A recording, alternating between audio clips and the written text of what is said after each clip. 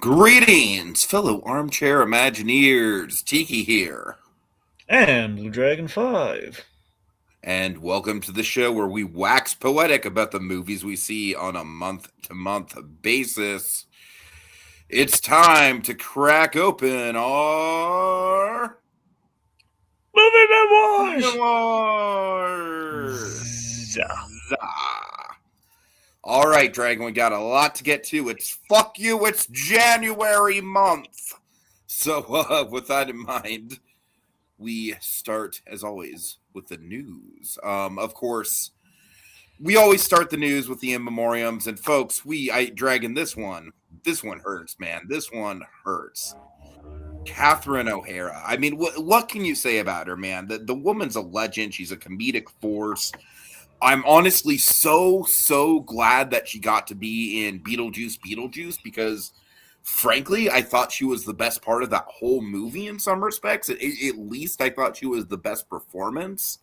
So this is a woman where it's like she's been a part of our childhood. She's been a part of just iconic comedy, and she was still bringing it. And also, Dragon, I feel like with her passing, I really need to check out Schitt's Creek at this point. This to me is Well, kind of like the tipping point to check out Schitt's Creek.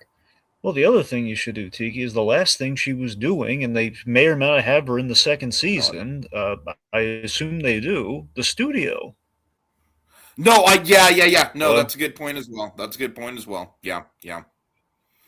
So I mean, just yeah. God, just like a legendary person, doing great work up until the very end. Just really devastating loss, I think. Just truly one of the big ones gone. Yeah, it was an unexpected loss. I read somewhere that she may or may not. I mean, I don't have any reason to doubt it, but it just sounds it's kind of hard to believe. She might have had like this inverted organ disease, which I don't think that's what killed her, but it's just this thing of like it may have contributed along with its kind of natural causes like over the years. Like it was she was living with a lot, and you would never have known, assuming that's true. Hmm. But yeah, it's Kevin O'Hara is just a remarkable talent. I mean, just so many iconic performances and roles. I mean, Sally from Nightmare Before Christmas. That's Oh, of course. How could we forget that? just a beloved role. And then, of course, on the flip side, around the holiday, again, two holiday roles, one could say. You got Sally from Nightmare Before Christmas, and you have Miss McAllister from Home Hmm. Alone, who's basically the heart of that movie. And then on the Halloween side, in addition to Nightmare Before Christmas, you have Delia Dietz from Beetlejuice. Yep. But but yeah, so working towards the end, she was always kind of popped up. I love that she was in both iterations of a series of unfortunate events. She was the lovely Justice Strauss in the movie, and she was I'm blanking on the character's name because I think she's deep. She's from the books, and that's I watched through the Aunt show, but it's been Josephine? no, not Aunt. No, that was no in the show. Aunt Josephine was played by Alfred Woodard. But no, you're Oh, right, right, Count right. Olaf. So Count Olaf. Remind me, did you end up watching all through a series of Unfortunates, or did you I stop after the don't. first I think season? I stopped at like season two. Well, anyway, so I believe towards the end of the first season, memory serves, because they did like 8 episodes per, because they basically did all 12 books. Well, I guess 13, but anyway. Um, she was Count Olaf's ex-girlfriend, and she was oh boy was she nutty, but it was yeah, she was they went I think she was from the mill that whatever the fifth book was, the austere, it was either the mill or the austere academy. I think it was the mill. That's where she was anyway. The point Yeah, I being, did not get as far as the mill. yeah, the point being, she was there. Man, that was had the big awesome reveal with Patrick Warburton when he did like a "Please, I beg of you, look away." That moment. That's when we Mm. kind of anyway. So I love that she was in kind of both iterations of that. But seriously though, folks, the show is already top tier, and if I have it right, she also won an Emmy for this performance. She's in the studio and she plays kind of a very titular role in that show. And my hope is that I mean, they pretty much they knew they had to go ahead early on. So it really sounds like they have two in season two in the can, at least majority of it. So my hope is that we're going to see her throughout season two, but it'll be a loss for that show for sure. She was really great. Mm. And that's the thing, as Keeper Colby points out, she had been doing a lot of voice work, especially for DreamWorks, including the Wild Robot. She was the mother. She was the mother possum in Oh, very true. Very Wild true. Yeah. Robot. Yeah. But again, she was working. She was in Elemental. She was Wade's mother in Elemental. Remember Ripple? Wade Ripple's mom. Yeah, so she did a lot of. She kept busy, man. Just the consummate performer. Just could be broad, could be funny, could be motherly, could be sweet and lovable like Sally. Just Mother everything you want from porcupine an and over actor. the hedge. Uh Yep. huh. The thing is, you never a miss. All right. Yeah. Definitely. Yeah. Okay. Yeah, we pointed out Sally, Eli. We got to Sally. Okay. So speaking of motherly Dragon figures, Sal Buscema. You know what? You just take it because I'm probably pronouncing that wrong. okay, Take it away on the next would, one. I'm sorry. could we cover the one before Sal? Oh, I'm sorry. My whole dyslexia motherly transition I had, you just stomped right on dyslexia over. moment, Dragon. I'm sorry. Please forgive me. Please forgive my dyslexia. I'm sorry. Do you have dyslexia as using that? Probably a little bit of both. Okay, anyway. I probably have like mild dyslexia. I think it might be illiteracy more than is dyslexia. But we're just gonna move on. So, all right. So, okay, great. so yes, this is a big one. Not necessarily like a household name, barely a celebrity, but folks, if you're in the same kind of if you grew up in the same kind of like nerd culture spheres as Dragon and I did, this name does ring very resonant. Grace Smith, aka Kevin Smith's mother, and this one's a big one, Dragon. This one's a big one because she passed away in December. Unfortunately, she kind of slipped. We intended on bringing her up. She slipped through the cracks, so we felt that we absolutely have to bring her up at some point. Yeah, definitely. So not only does she play the iconic role of the milkmaid in who she makes like a couple appearances as the milkmaid, right? At least Clerks and Clerks 3, right? Or I believe Clerks 2, so. I mean, I'm sorry. She's in Clerks 2. I assume she had a cameo in 3, but Isn't actually, she like at the very end of Clerks 2, if I'm remembering correctly? yeah, she is at the very end of Clerks 2. Uh-huh. Whether what she is in 3, I can't recall because I know she pops up in Jay and Silent Bob reboots, and she was still popping up in things, so it would not surprise me if she was squirreled away somewhere in Clerks 3. I just can't remember off the top of my head where. But so Kevin Smith, of course, I love Kevin, so we all kind of have a fondness for Kevin Smith, very much, kind of. I mean, look, I always like to glow up Kevin Smith a little by saying he's kind of like Stan Lee kind of passed a torch to the man to a degree. I mean, some people might disagree with that, some people might not. I don't know. I would say that's actually accurate, just as far as like Kevin Smith being kind of like an ambassador for nerd culture, the same way that Stan Lee is or was. Stan Lee co-signed Kevin Smith hard. He loved Kevin Smith. I mean, Kevin Smith gave him his first film role, like Beyond the Trial of the Incredible Hulk, the first Stan Lee role / cameo. Beyond that was. It's kind of funny how the first Stan Lee cameo was something that substantial, because you're right. It's basically a supporting performance in that, and movie. That's why Stan loved him. He gave him like some legit acting experience. It was anyway. So in that respect, Kevin Smith, very beloved, and he always gives a lot of credit to his mother. He always talked lovingly about his mother, and I always loved the anecdote. He talked a lot about the mother in the Evening with Kevin Smith series. I believe she popped up in that too a couple times. If memory says, "Hey, Mom, stand up in the audience," kind of thing. Right. Yeah. Now, of course, her pet name for him was always adorable. She called him Tiger because of Spider-Man. Oh my god, that is face it, Tiger, you hit the jackpot. So I think she always called him Tiger, and it was adorable. So that's the Kevin Smith always had many stories about his mother. I remember during the pandemic, like she popped up and like he did that show for TBS that Mayim Bialik hosted, where basically it was the Sun in Lockdown. You remember Sun in Lockdown at all when I showed it to you? Yeah. I remember Sun in Lockdown. Yeah, like she popped up in that, and I remember I'd heard like she had she'd been getting up there and might have had some some hip and heart trouble and stuff, and I mean things, but she always kind of bounced back from it. So when I heard, I was kind of gutted when I heard in December. Like I felt so bad for me. I noticed it had been a while since Kevin Smith had popped up on YouTube, and it's like that kind of. Hell, that explained it. Grace Smith's going to live on in the work of Kevin Smith, because we would not have any of that, and Kevin Smith, the man himself, without Grace Smith. So she is very, very central, and again, just kind of like the mom we all wish we had, who may not get get us or get where we're coming from, but supports us and loves us nonetheless. Unconditional love of the highest order. Well said. Well said. Yeah. So, All right. Sal So Buscema. now take the lead on this next guy, Dragon. I'm sorry. Okay, not a lot on look. Frankly, there's not a lot on Sal Buscema. Buscema comes from a really great bloodline in comics. So John Buscema, I believe, Sal was the brother of John Buscema. The Buscema brothers were just some of the top tier Marvel artists, Marvel talent, and I believe Sal specifically, he mostly was an inker, but I forget if John was also an inker. But the point being, Sal Buscema, you recognize the name Buscema in like old school Marvel comics, particularly like in the 70s. And Buscema was like one of those guys where he was very much kind of ushering us from like the Romita era of Spider-Man to kind of like between that and McFarlane's. And Buscema was kind of squirreled right in between. He did the Spectacular Spider-Man comics and the Spider-Girl comics, which I loved. Basically Spider-Girl was kind of like Batman Beyond, but with Spider-Man's daughter. It's kind of what that was. Before I know technically Spider-Man 2099 is Batman Beyond, but that was, to me, Spider-Girl was the more direct kind of Batman Beyond Spider-Man anyway.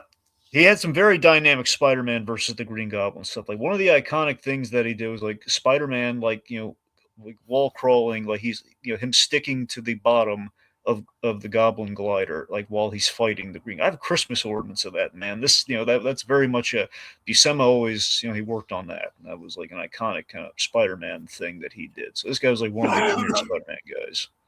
Sure. Just want to shout him out. I mean, it's always sad when we lose a comic talent, and the Buscema name is legendary. So, fair enough. Yeah. All right, next up, Roger Allers. Of course, this is a big name. Again, not necessarily a household name. He's best known for directing The Lion King. Dragon, any other credits you want to shout out?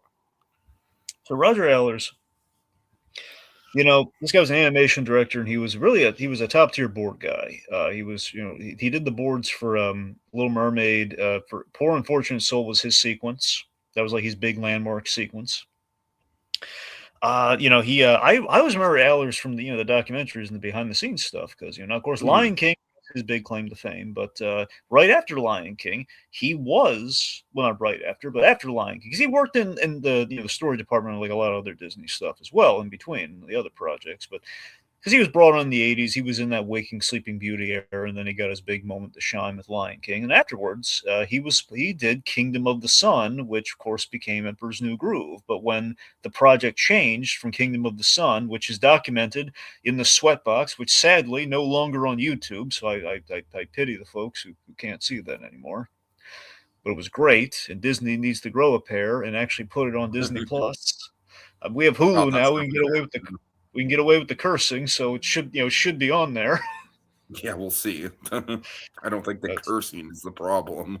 Well, that too, but I'm just saying, like, if the only thing they could technically hide behind is like not even a thing anymore. I mean, Deadpool Wolverine's on anyway, so. Point being, Dragon, Amy Adams as Night Bitch is on Disney Plus. All right, that's the thing. It's like it's all there, so why not? Okay. Anyway, so Kingdom of Little Blue also points out open season. Yeah, for sure. Yeah. So he worked on Kingdom of the Sun, which basically when it was redirected to more comedic thing, his co-director Mark Dindal, he took over, and that's why we have the hilarious Emperor's New Group that we have. But he popped up in things and just little the other thing he directed that's really good. The other time we talked about this before, Little Match Girl, that was him. He directed that. Oh yeah, that's big. That was a big one for sure. Absolutely. And here's something interesting. So, of course, yes, he did open season as Little Blue said, and as Tiki Echo. Just want to throw that out there too. Which again, the first open season pretty good. Things come after it. Well, the sequels were kind of beating a knockoff of a dead horse. So it's kind of a taxidermied horse we're beating at that point. But let's not dwell on that. Regardless, his daughter, Aller's daughter, around the time of his passing, amidst she was doing it, and then he kind of died in the midst of it. She was doing a documentary on her father, and I wonder if Disney is going to eventually, kind of like Don Hahn might get his hands on it. He might, kind of help it out and kind of, end up being a documentary we'll be able to see on Disney Plus, perhaps. I don't know. It'd be nice to kind of know the man. Yeah. Okay. All right, so Guy Moon, you probably have a lot more to say about him. I mean, he is a very, he does have a distinct style. He kind of has like a little bit of a, I don't know, would you describe his style as like big band? He's a composer mostly known for Butch Hartman stuff, like Fairly Odd Parents, Danny Phantom. Well, he was Butch Hartman's guy. Let's make no bones about that. In terms of Guy Moon was like the top, like his top composer that he brought on for projects. But before Butch Hartman, this man was a lifer in the animation industry. In terms of he was usually like he assisted the main composers, so he would work on the scores for the shows that we know and love. He wouldn't be like the main guy, but he would be there and he would score certain episodes. Kind of like with anything in the DCAU. Shirley Walker, she's running the show, and she's kind of the godfather over everything. But Mike McQuistion or Lolita Annis, people that would end up doing the score for Justice League after Shirley Walker passed away, they would take over and they would score episodes and kind of make some magic happen. And Guy Moon was kind of in that vein, like he was one of the additional music composers. And the big thing Guy Moon has is he was I forget if he was, I think he was the guy. He could have been one of the assistant musicians, but he Johnny Bravo, that was the season 1 of Johnny Bravo, the best season of Johnny Bravo. That was Guy Moon, and that's how Butch Hartman met the guy, and that's why he brought him to Fairly Odd Parents. And then, from what I understand, Danny Phantom was all Guy Moon. That was all. It was all Guy Moon, working his magic. The whole Danny What Phantom. What about I Am Weasel randomly? I believe he worked on Cow and Chicken. That was a short That's that was what I'm in saying, Cow and Chicken. yeah. So that's what I'm saying. He was. I just want to point out I Am Weasel just because that show did a really unique thing where pretty much all the music in that show was like variations on the Pop Goes the Weasel theme. Yeah, I don't know if that directly was him, but he was around for it. It's entirely possible he was doing at least some, if not all, the I Am Weasel stuff. So. But yeah, he'd worked for both sides, for Nickelodeon and Cartoon Network. He had done, so he did a few episodes of classic SpongeBob here and there, and he had done Chalk Zone. So, of course, love Chalk Zone, did Cow and Chicken. Just again, we got to appreciate the sounds of our childhood, remember this guy. No, I mean, you're right. He is very prominent. He's almost kind of like a little bit in the Shirley Walker mode of like he had his hands just everywhere. He kind of defined the sound for a couple studios, just like Shirley Walker defined the sound of, the Amblin animation. Well, yeah, pretty much. Yeah, I mean, Shirley Walker, I forget if Shirley Walker had her hands in Tiny Toons or not. She probably did. I'm pretty sure I know Richard Stone, I know had a lot to do with it, but I think Richard Stone did some of the lyrics for his stuff. Anyway, the point being, yes, Shirley Walker. Mainly Animaniacs, from what I know. What? I said he was mainly Animaniacs, from what I know. Yeah, that's what I mean. He did Animaniacs. You're right, Tiny Toons. So that probably was That might have been Shirley Walker. It probably was, honestly. Anyway, but yeah, so also again, I seriously, his Danny Phantom work is great because the catchiest theme song ever. Again, working with Butch Hartman's lyrics, but the Guy Moon. You know what my one nitpick with that theme song is? What? You sound so defeated there. Yeah, what? What is it? The whole gotta catch 'em all thing. It's just very Pokemon coded.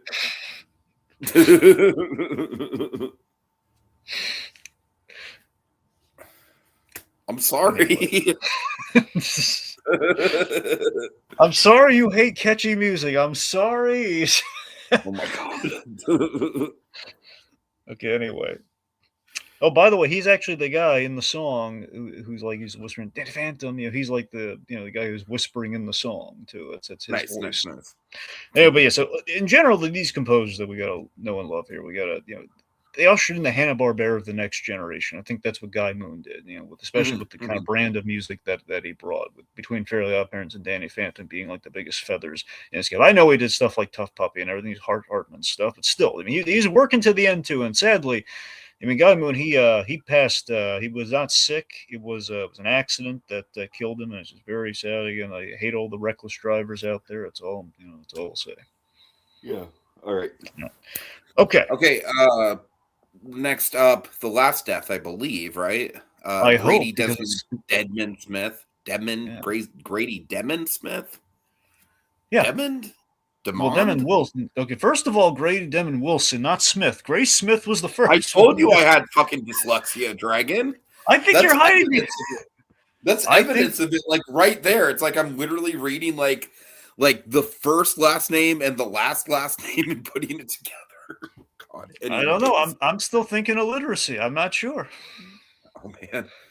All right, so this guy, he was mostly known as the Son in Sanford and Sons, which is a show that kind of circled around Nick at Night right around the time I was kind of getting off of Nick at Night. So I don't really have much of an attachment to that show. So Dragon, you can take the lead here.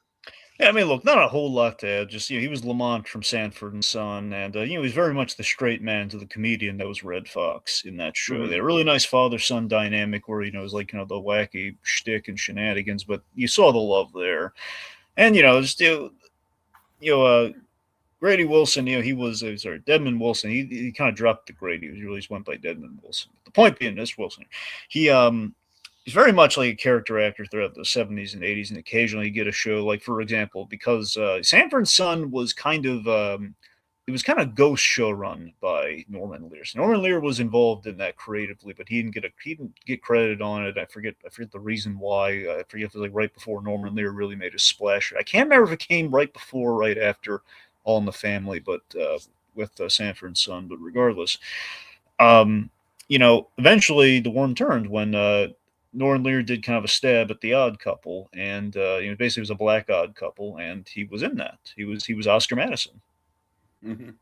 And the point being, just he was a quality actor, again, kind of staple of the 70s with Sanford and Son, which again, one of the catchy. Again, beware, folks. Tiki hates catchy theme songs. It had one of the catchiest theme songs. The theme song is literally the one thing I know about Sanford and Sons, besides like the very, very basic premise of it. It even pops up in the best X-Men movie. Right. Anyway. Okay, so moving on, we're going to plug away at some of this other news.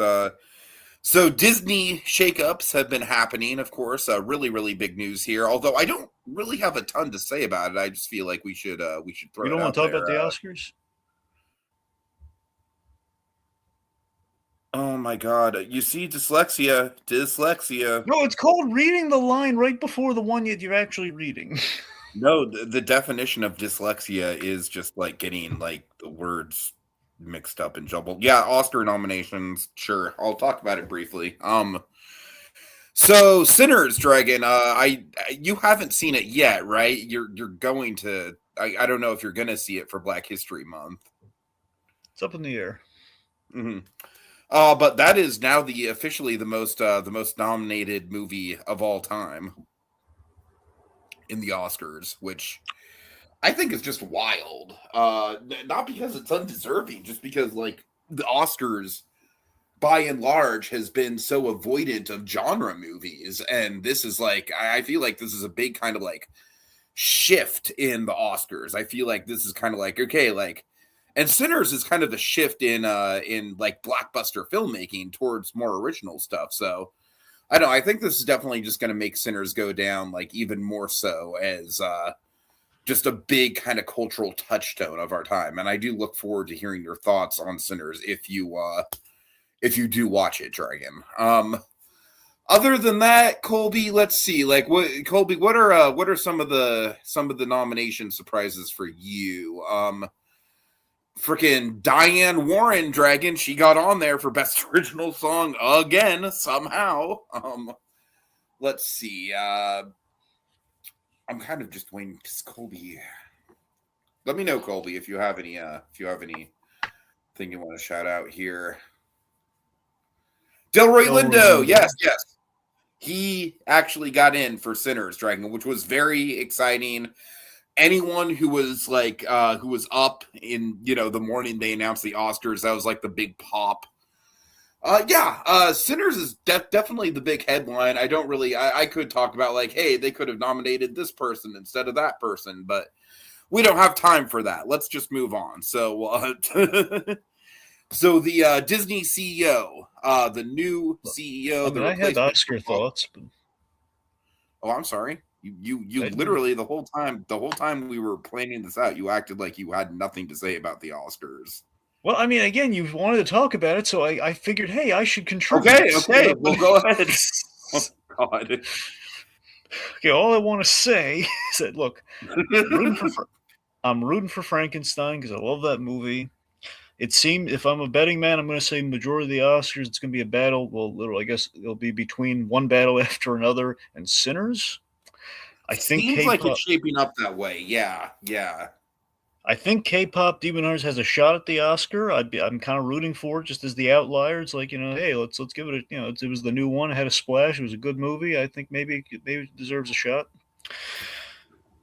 I think the One casting Oscar category is. I'm very much not rooting for K-pop Demon Hunters in is Best Original Song, just because I Lied to You from Sinners is like just one of the most incredible standalone scenes in any movie of the 2020s so far. So, anyways, go ahead. Sorry.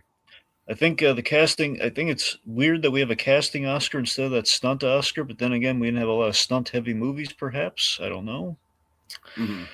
Uh, I think Del I Toro think got that's still snubbed. coming. I think it's coming in like 2027, I want to say. Why Is is what it? I Why have this made up one no one cared Dragon, about? I don't Versus know. one I don't know. Your guess is as good as mine as to why that actually like is. maybe I we have should no have fast tracked the stunt Oscar. It doesn't matter if we don't have a stunt category, but if it's stunt heavy year, but it's like okay, there's a big fuss about it. It's like oh no, we'll get to it eventually. We got to Your talk about guess is as good casting though. as mine. I think Del Toro got snubbed for director, and of course the documentary category.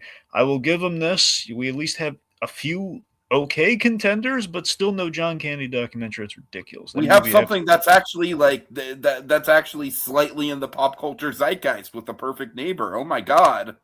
Well, no, I meant But like the then, Alabama thing. oh, what? Sorry. The Alabama Solution has a quality director on that, so that one's actually a legit nomination. Okay, fair enough. Fair enough.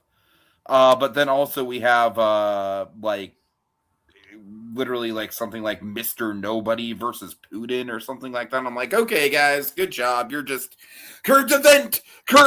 We're falling over ourselves to do current event stuff, and it's like, why? Why is that always like the big draw for the for this category? Anyways, we could Dragon. You and I, we have We could. a long standing beef with the best documentary category. Yep. All right. Okay, so let's see. So next up we have. All right, finally, Disney. Josh Jamaro is just waiting in the corner, like, when are they going to talk about me? Josh, you have all the time in the world. I don't have much to say about Josh Jamaro. I feel like I think he's slightly more down to earth just as a presence and as a stage persona than Bob Iger is. I kind of feel like he lets his dorkiness kind of show through a little bit more, which I think is actually sort of appealing with him. I will say, coming from the parks, I'm not entirely crazy about what he's been doing with the parks recently, but we'll see. And at the very least, I kind of feel like with him in charge might mean that more attention is going to be paid to the parks, because as it stands now, it very much feels like the parks are being run on autopilot. Like, fuck it. People are coming. We don't have to invest much in them. So we'll see. Any thoughts on tomorrow, Dragon? I mean, it's interesting we have a parks guy in charge. I mean, I don't know if it's a good omen or not, but as far as I can tell from the guy, the parks guy who claims he can save the Muppets, which I think is kind of a fat Yeah, the chance. Muppets thing is actually probably a big feather in his cap for fans. Yeah. I don't know. I mean, I'm just saying this is like coming off of like, hey, we just got rid of like the long-standing Muppet the Muppet tradition that everyone knew and loved. True, but they did just reboot the Muppet Show, so That's what I'm saying. I don't know. That's what I'm saying. I think he's resting on like, hey, we've announced this so we can be current and do damage control for the Muppet thing that we did with Muppets coming back, and maybe we're actually going to do something with the success. I don't know. Dave Filoni in charge of Star Wars. Well, it's a little too late. I honestly don't have much to say about that. I think it's a decent call. I will say this is that I do think one of the kind of pitfalls with modern Star Wars is that I do feel like the whole thing kind of started to get sort of like that MCU kind of treatment where I think a shared universe, and certainly with Star Wars, a shared universe makes sense. I think the problem with some recent Filoni stuff is that it's almost kind of like Filoni is gonna glurp shitto everything up now. Oh, Colby is not a fan of Filoni. Dragon, I do think that with Filoni, he does kind of get tied up in sort of like, like his Clone Wars era is kind of what he wants to focus on. And so I don't know. I kind of feel like it's a long time coming. I feel like if it was going to be anyone, it was going to be him. So I'm not exactly surprised. I just do hope that things like stuff like, like we have like the Ahsoka show, and then, like Book of Boba Fett spun off of Mandalorian season 2, and now we're getting Mandalorian and Grogu, and I doubt we're still getting the whole like Filoni universe Avengers movie essentially. So I don't know, man. How are you feeling about this? Well, I mean, look, it really just feels like it makes all the sense in the world, but it's like too little, too late at this point. Where it's like, where was he when we needed him? Why couldn't we just do this? He was already kind of like doing it, but we never made it official. And because of that, we never greenlit the projects that might have saved us. So, I mean, I don't know how much damage control we can do at this point. Yeah, for sure. I mean, I'm rooting for it. I mean, look, I think Filoni, let me put it this way. Filoni earned that job, and he deserves that job. But where he goes with it from here, I don't know if it's always the question of like, do we reboot things? Do we not reboot things? I don't know. Yeah, I mean, I agree. I just think the brand itself is just kind of like in a hole right now, and it's kind of funny with Star Wars because I feel like this always happens with Star Wars, right? Where it's like it happened with the prequels, where it's like, okay, the prequel, like we had a long gap in between the original movies and the prequels.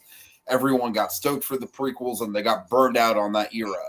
Then we took like a 10-year break, and then everyone's like stoked on The Force Awakens. People are going crazy for The Force Awakens. But then at this point, it's kind of like, I don't know. I kind of feel like we just need another break. But it's tricky because it's like we technically have had a very long break for movies. But because we've had all the Disney Plus stuff that has been wildly inconsistent as far as quality goes, it's almost like we haven't had time to like have a cultural reset like the time between the prequels and the sequel trilogy. So I think that's really going to hurt it. Like the overexposure of Star Wars, the kind of like the turning it into content is definitely, I think, kind of hurts the brand. All right. Yeah. Next up, we got. Okay, so this is going to go by pretty quick. God of War, Ryan Hurst is officially cast as Kratos. Now, Dragon, I've never played the God of War series, but I am pretty familiar with it because I was playing like PS2 stuff when the first game came out. But like the PS2 stuff I was playing was like, Kingdom Hearts and Grand Theft Auto, which I know is kind of like a weird combination. But what can I say? That was the stuff I was playing on my PS2.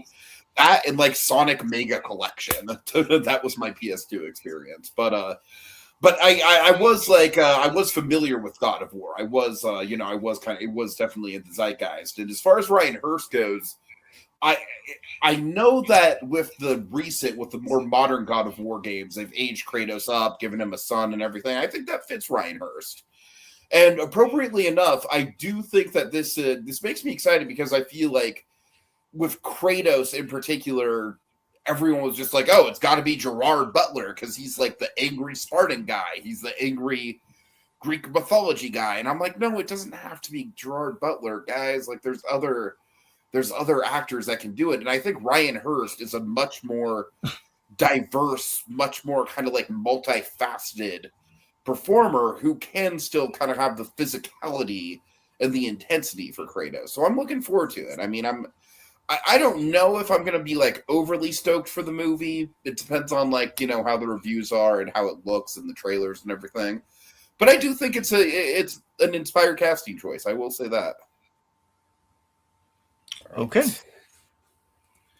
Okay, next up, we have Keenan and Kel Meet Frankenstein. Dragon, when I saw the advertisement for this, I literally thought it was AI. I don't know if the image is real or not. I know the news thing seems to be announced. It's just, that being said, I'm all for this, dude. I'm all for this. This honestly sounds like something where it's like, it's not like the AI slop. It's almost one of those AI things where you see it and you wish it was real, and it's like, oh, this is real.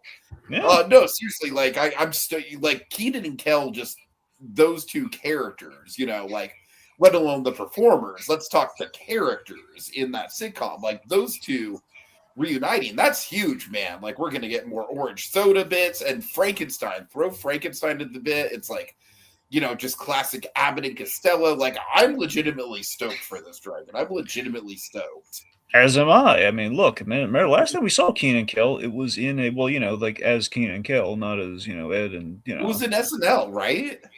Well, no, well, not, I'm just saying that was Good Burger, so that doesn't really, Oh, right, yeah.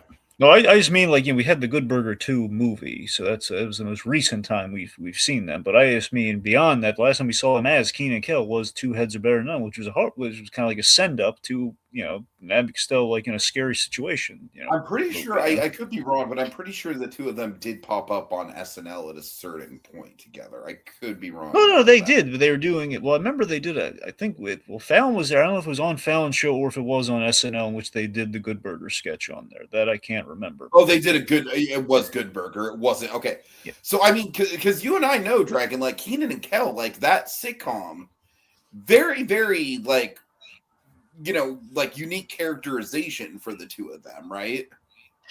Yeah. It's definitely a little bit different. Like, it's a similar dynamic to the Good Burger dynamic, but I feel like it's obviously. I'm saying Kel's playing more of a character in Good Burger when he plays Ed. That's the difference. Okay, this is just more like them naturally, just as Keenan and Kel, which is what the fun is, and that's what I'm saying. We haven't seen that in a while. For sure. So. Yeah, and I love the Keenan and Kel show, and just hearing this news just brings me back to Coolio saying Abbott and Costello. It's like, yes, finally we're doing it. Actually, now that you mentioned that, yeah. Oh, that makes me even more stoked now. Just like the lyrics of the song, and I was remembering Coolio. Oh, here it goes. We're in Universal. It's like, yes, okay. Mm-hmm. We're off to the races doing the Universal Monsters, and it's with Frankenstein. It's delightful. I love those guys. Into Monsters Unchained, you cowards. But still, just the idea, like, the Good Burger was one thing. It's like, okay, it's good. We're seeing Good Burger 2 just to see these two guys together, but it wasn't, in my heart of hearts, it's not the show that I always loved Keenan and Kel way more than the Good Burger sketch and the Good Burger movie. Well, the thing with Good Burger also is that Keenan was not really involved in the original Good Burger sketches. So Keenan, they had to work him in somehow. Yeah, it just kind of feel like, not to say that the character of Dexter always kind of felt a little shoehorned in there. Yeah, that's the thing. Whereas Keenan and Kel, like that's an entirely established dynamic there. Yeah, I mean, technically, the last time we saw was a Rocky and Bullwinkle movie. That was the last time. That's true. It worked in there. Anyway, and it's also going to be very kind of surreal, just because Keenan has been like one of the most consistent SNL cast members like ever in the entire run of the show. So, all right. So moving on, we have Sebastian Stan cast as Harvey Dent. I kept doubting this news like crazy until I know. I just kept hearing it sounds as confirmed as we're gonna get, as far as everyone. Like, I know if I asked Rohit, he would say, well, deadlines or whatever said. Like, the Hollywood Reporter's like, okay, fine, Rohit, fine, it's real. Yeah, I mean, I think it's perfect casting, honestly. Yeah, no, I'm sure I love Sebastian. Like, I really don't have any notes. I just think it's like 10 out of 10. Like, yeah, he could absolutely do that in his sleep. Oh, yeah.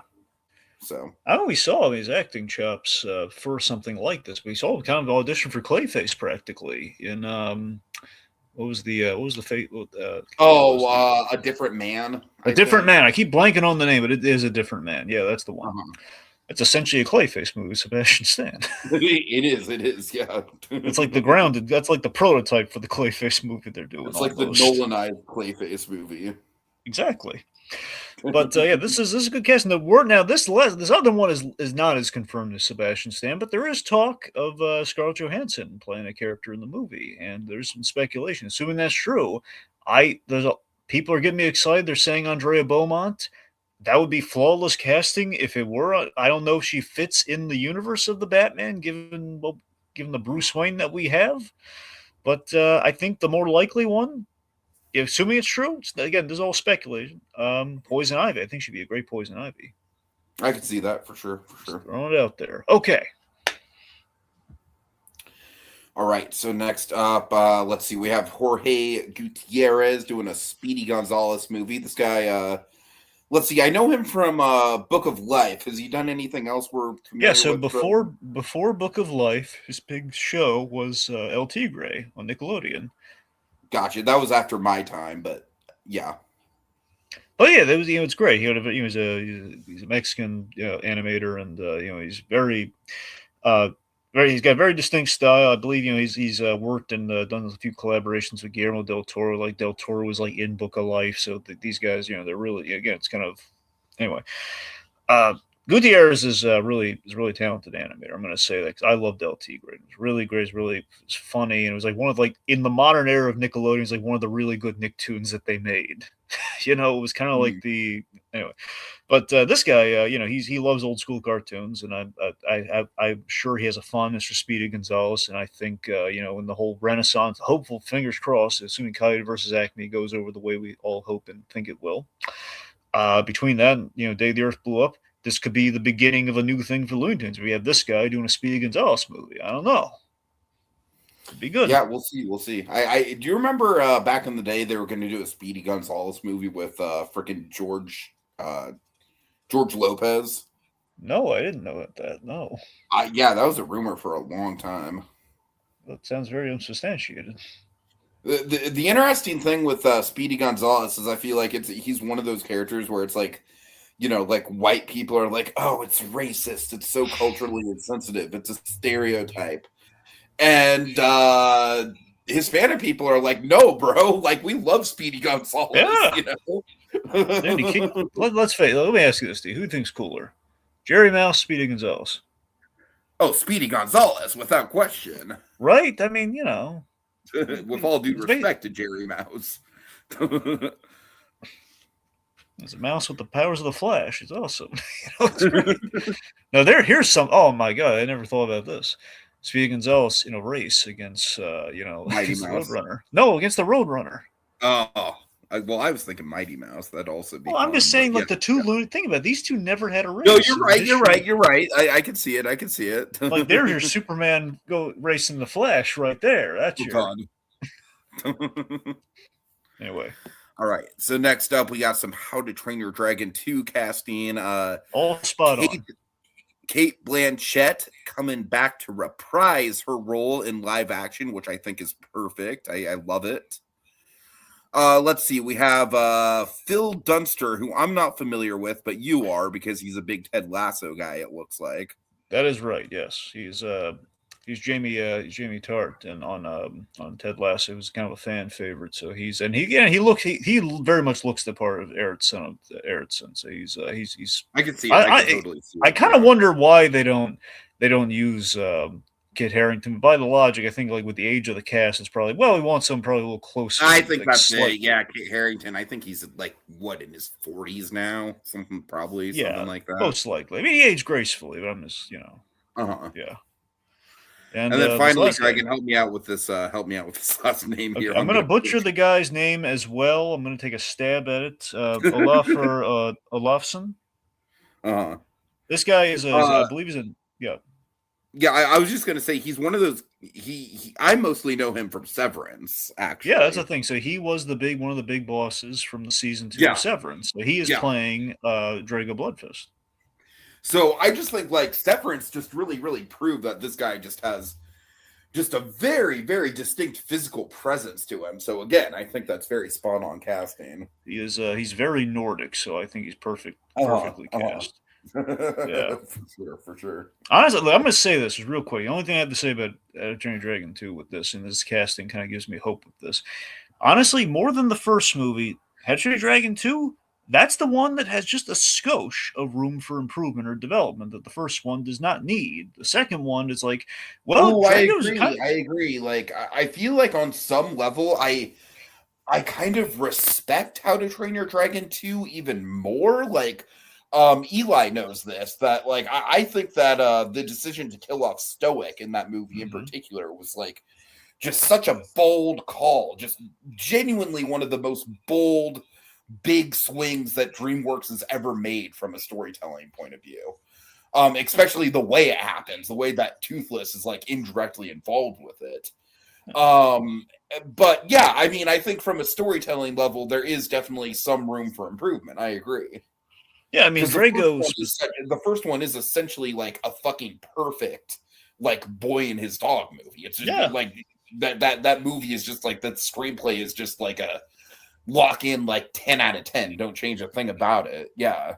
Yeah, Drago's underdeveloped though. He was always like the weak. Again, there's a really cool looking character there, and he had a lot. We were building up to a big conversation. It just feels like I just love his war chant. That's the big thing I remember about him. Yeah, that's what I'm saying. This guy, I mean, that's the main thing you improve on that, and maybe some elements of the third act. So I mean, I think there's that I'm more looking forward to honestly than the first one. Totally. All right. And finally, we get to trailers. Yes, I don't know why you said that in a British accent. Anyways, Ted season 2. I don't know, Dragon. I really, really enjoyed the first season. This kind of just looks like more of the same. I'll probably watch it. Very much relying on the classic, like Ted, like stoner plus sex humor. It looks all right. It looks fine. I'm not overly excited about it, but it looks fun. I mean, I love season 1, and so I mentioned the big thing for me was like I saw they're bringing in more of the Orville cast, like Peter McCone is like the principal or the superintendent, whoever at the high school. So it's like, hey, that guy. Mm-hmm. So yeah, that's all. I will say the angle of like, hey, Mark's an adult now, or I'm sorry, John's a character, right? Yes, Johnny. Yeah. It's John Bennett, who was played by Mark Wahlberg. Tiki. Thank you, Dragon. Thank you. You're welcome. I will say the trailer is very much hard, hammering home like, oh, hey, he's an adult now. He's growing up. And it's like, for me, it's like, that almost kind of takes away the point of the Ted show. You know what I mean? Yeah. Does that bother you a little bit? Just a little bit? I mean, I don't think he's an adult. I just think it's like he's trying to be. I just feel like they're using it as like a selling point for the trailer. Like, hey, like Johnny's growing up, and it's like we don't want to see him grow up. We already know what he's like when he. Well, they don't mean grow up. They just mean like it's going through puberty, essentially, kind of growing up. That kind of not puberty, not okay, not that. You know exactly what I mean. Not puberty, but he's trying to he's going after girls and he's trying to explore things. He's kind of. He's maturing, but not quite, maturing like the Ted 1 movie arc maturing. I don't know. I'm just saying it's a little bit weird to like. Anyways, it's fine. That's just a minor nitpick. Okay. Anyway, let's see. So a big one. Okay, here's one we got to Daredevil Born Again season 2 trailer. Finally. Yeah, I mean, it looks really solid, and like obviously, I think the big hope with Daredevil Born Again season 2 is, we can do it right from the start this time. I mean, I've heard it from the Kingpin himself. D'Onofrio told me season 2 is going to be a lot better. So I'm very hyped. It's not like D'Onofrio is going to be like, yeah, man, I'm not going to lie, it's looking rough. I mean, Tiki, remember, all of them pretty much said we didn't like the original direction. So that's true. That's true. Yeah. They have not been secret about it because it went their way. They can actually be very open about it. And they've been saying, like, yeah, that's from the original show. This is what we wanted to do. And this is what basically season 2 is going to be all the good stuff. Anyway, so I really, based on the trailer, it really seems like they're shooting in March. So when this is airing, they're going to be shooting season 3. So it's already been approved for season 3. Mm-hmm. So it really seems like Act 1, Kingpin 1, which essentially is what season 1 was, and Matt Murdock is on his heels based on this, and it really feels like we're setting up kind of. I think Kingpin won't be defeated till season 3, at least for this whole mayor thing. That's what I'm sensing based on this trailer. This is very much like the Empire Strikes Back. We're on our heels. We're trying to get back at him thing. Right. We have Matt and Karen Page. They seem to be reconnecting. We have Matthew Lillard as the very mysterious Mr. Charles. My theory. I think under a different name, maybe his mother's maiden name, perhaps. I have no idea. Because Mr. Charles is like, from what I understand, not a thing from the comics at all. But my theory, ever since Matthew Lillard was announced, is that he is Leland Owsley's son, getting revenge on the Kingpin. Ooh, I could see that. I could see that.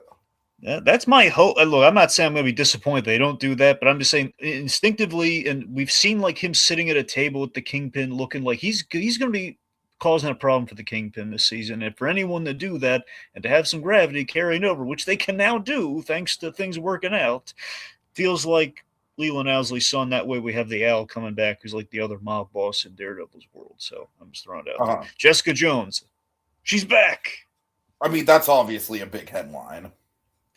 Now, Mike Coulter, he is. It sounds like if I'm a betting man, we didn't get him in for season 2, but he's been teasing that that it's more possible than ever before. I'm pretty sure season 3. Betting man that he at least pops up in season 3, right? That's what I'm saying. I'm sure that seems like a safe bet. That's the thing. I'm pretty sure it's just more egg on the face of season 1 that the end shot is like, and this is like a thing from the comic when they did Devil's Reigns, like. Daredevil has a meeting with all the Marvel heroes saying, what are we going to do about the Kingpin? And we have that scene in season 1, but it's like, no, we couldn't afford any of the Marvel heroes. Yeah, it's just Daredevil at Josie's bar with, there's Karen, and is Brett Mahoney there? Okay, no, maybe he's like blocked by the one guy.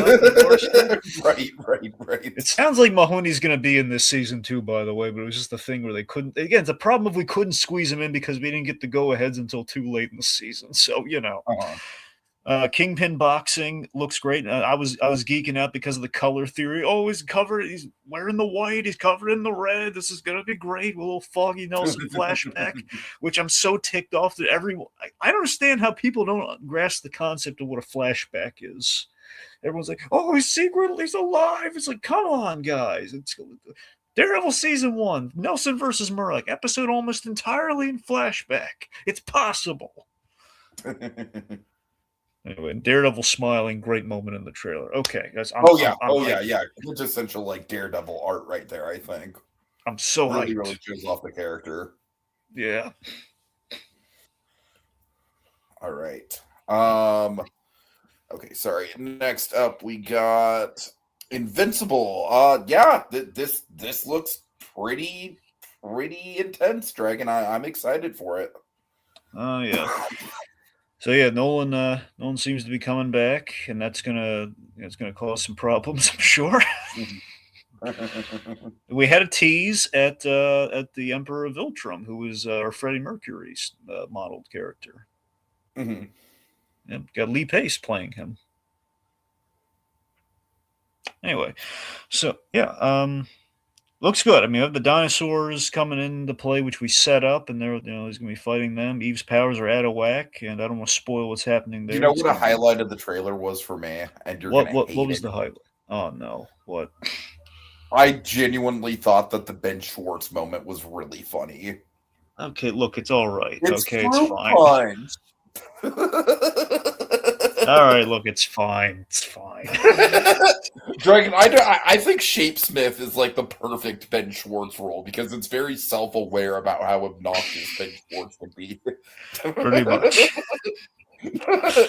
Of course, a big epic moment in this trailer is, obviously Omni-Man and Alan the Alien coming down. Alan the Alien being like, "How do you feel about war?" Like that's a big like, "Oh fuck yeah, it's on" moment. Yeah. I don't know. I mean, all this Mark and Eve definitely, kind of hits at the emotional heart of the show. Kind of makes you, reintegrated into that element of it, which I think is exciting. I mean, the vibe I'm getting from this trailer overall is that it feels like Mark's questioning if he should take the next step, and like in conjunction with that, that's when Nolan comes back, which is like the whole. Again, it just makes for a really great conflict within him, where it's like he's seeing like a logical argument for maybe I should consider take because that's what beat Conquest, and maybe that's the next step we need to take. And a literal war is coming, so I have to make some hard choices. And oh look, Dad's back, and I have feelings about that. Yeah. And obviously, the return of Omni-Man is like that's been a long time coming, man. So that's just like huge unto itself. Yeah, and I'm sure the Earth's gonna have a field day with that one after Conquest showed up. Like, oh my god, what next? Right. And I'm sure that unlike season 2, we're not going to get one of those obnoxious like breaks in the middle. I don't think so. I Yeah, think they learned their lesson on thank that God. one. I know, right? Okay. Mm-hmm. All right, and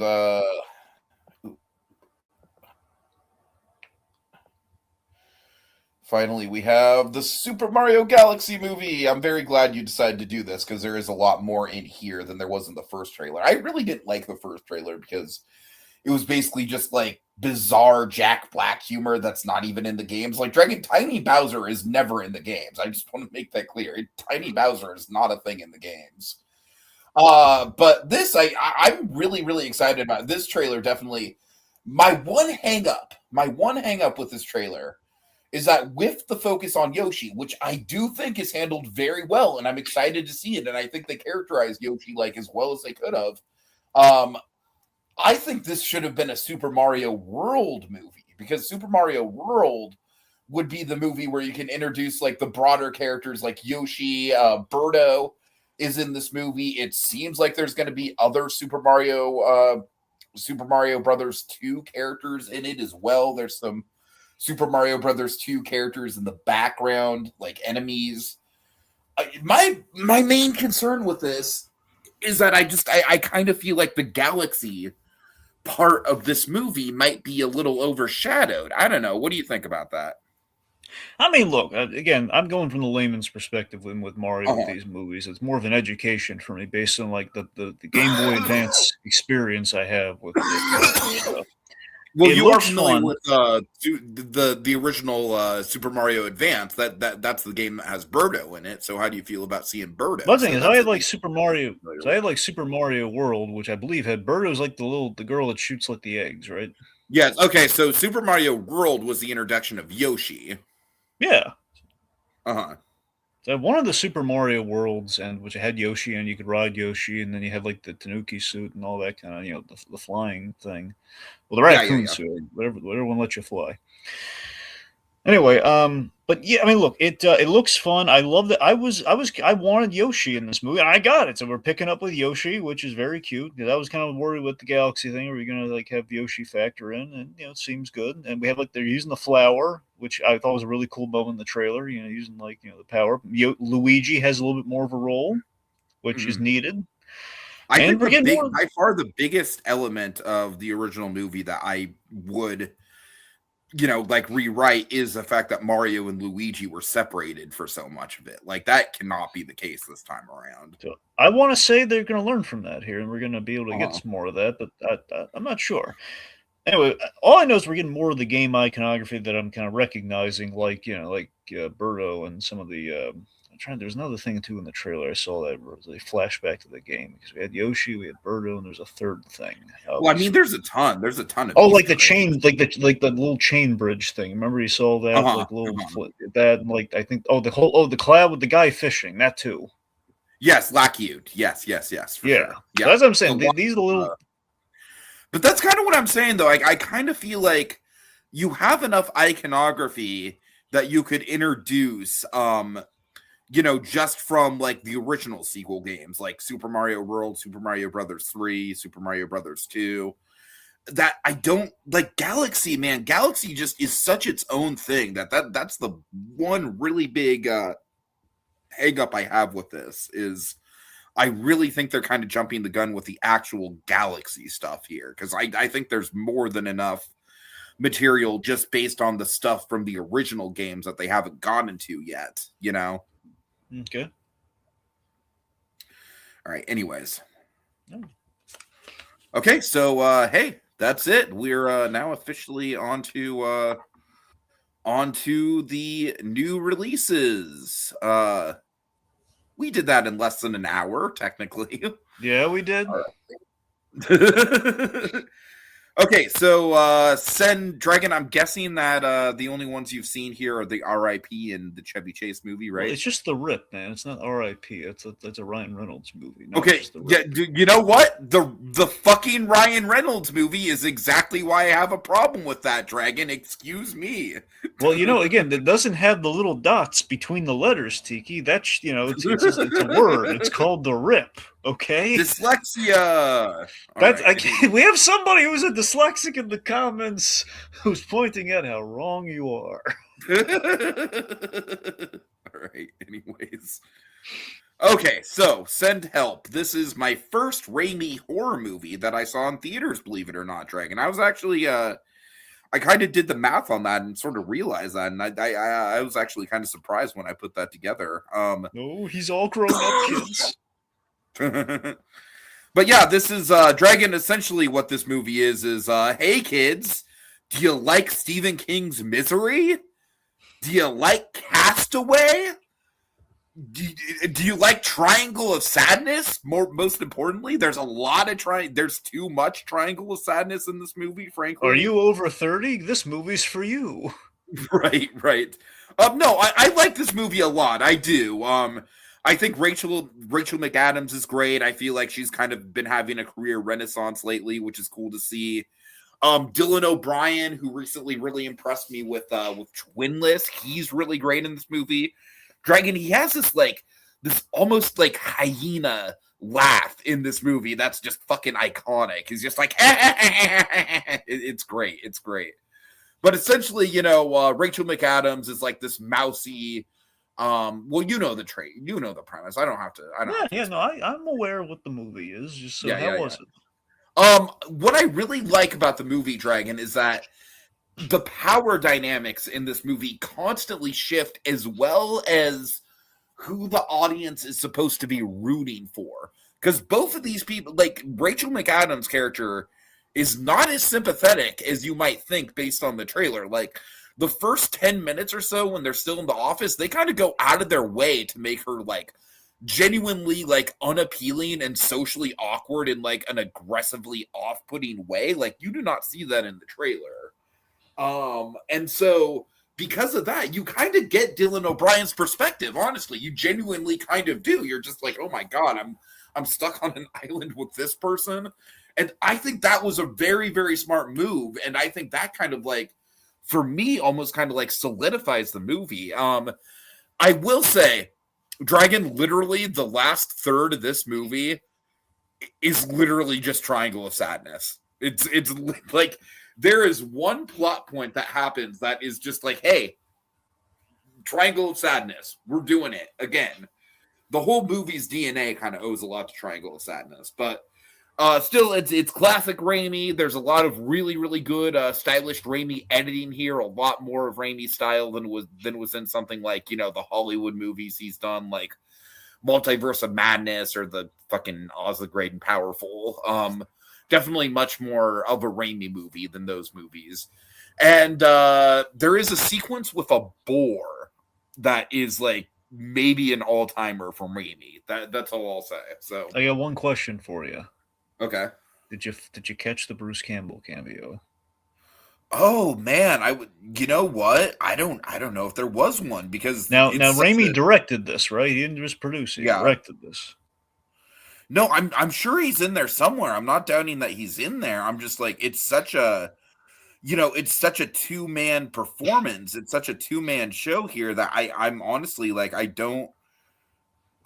can't think of where he would be, but I'd be surprised if he wasn't in there, though. Well, here's the thing. So one of two things happens with that. Okay, Bruce Campbell's usually he's either worked in there or he becomes a Shemp. Now, Shemp is basically he was in the movie and he was cut, and it's basically an unpaid kind of role where he's doubling for somebody. So he's there, but you don't see his face, or he doesn't get the. It's like he'll be credited he'll be in the credits as like Shemp Bruce Campbell. So, but it's like a role didn't make the final cut.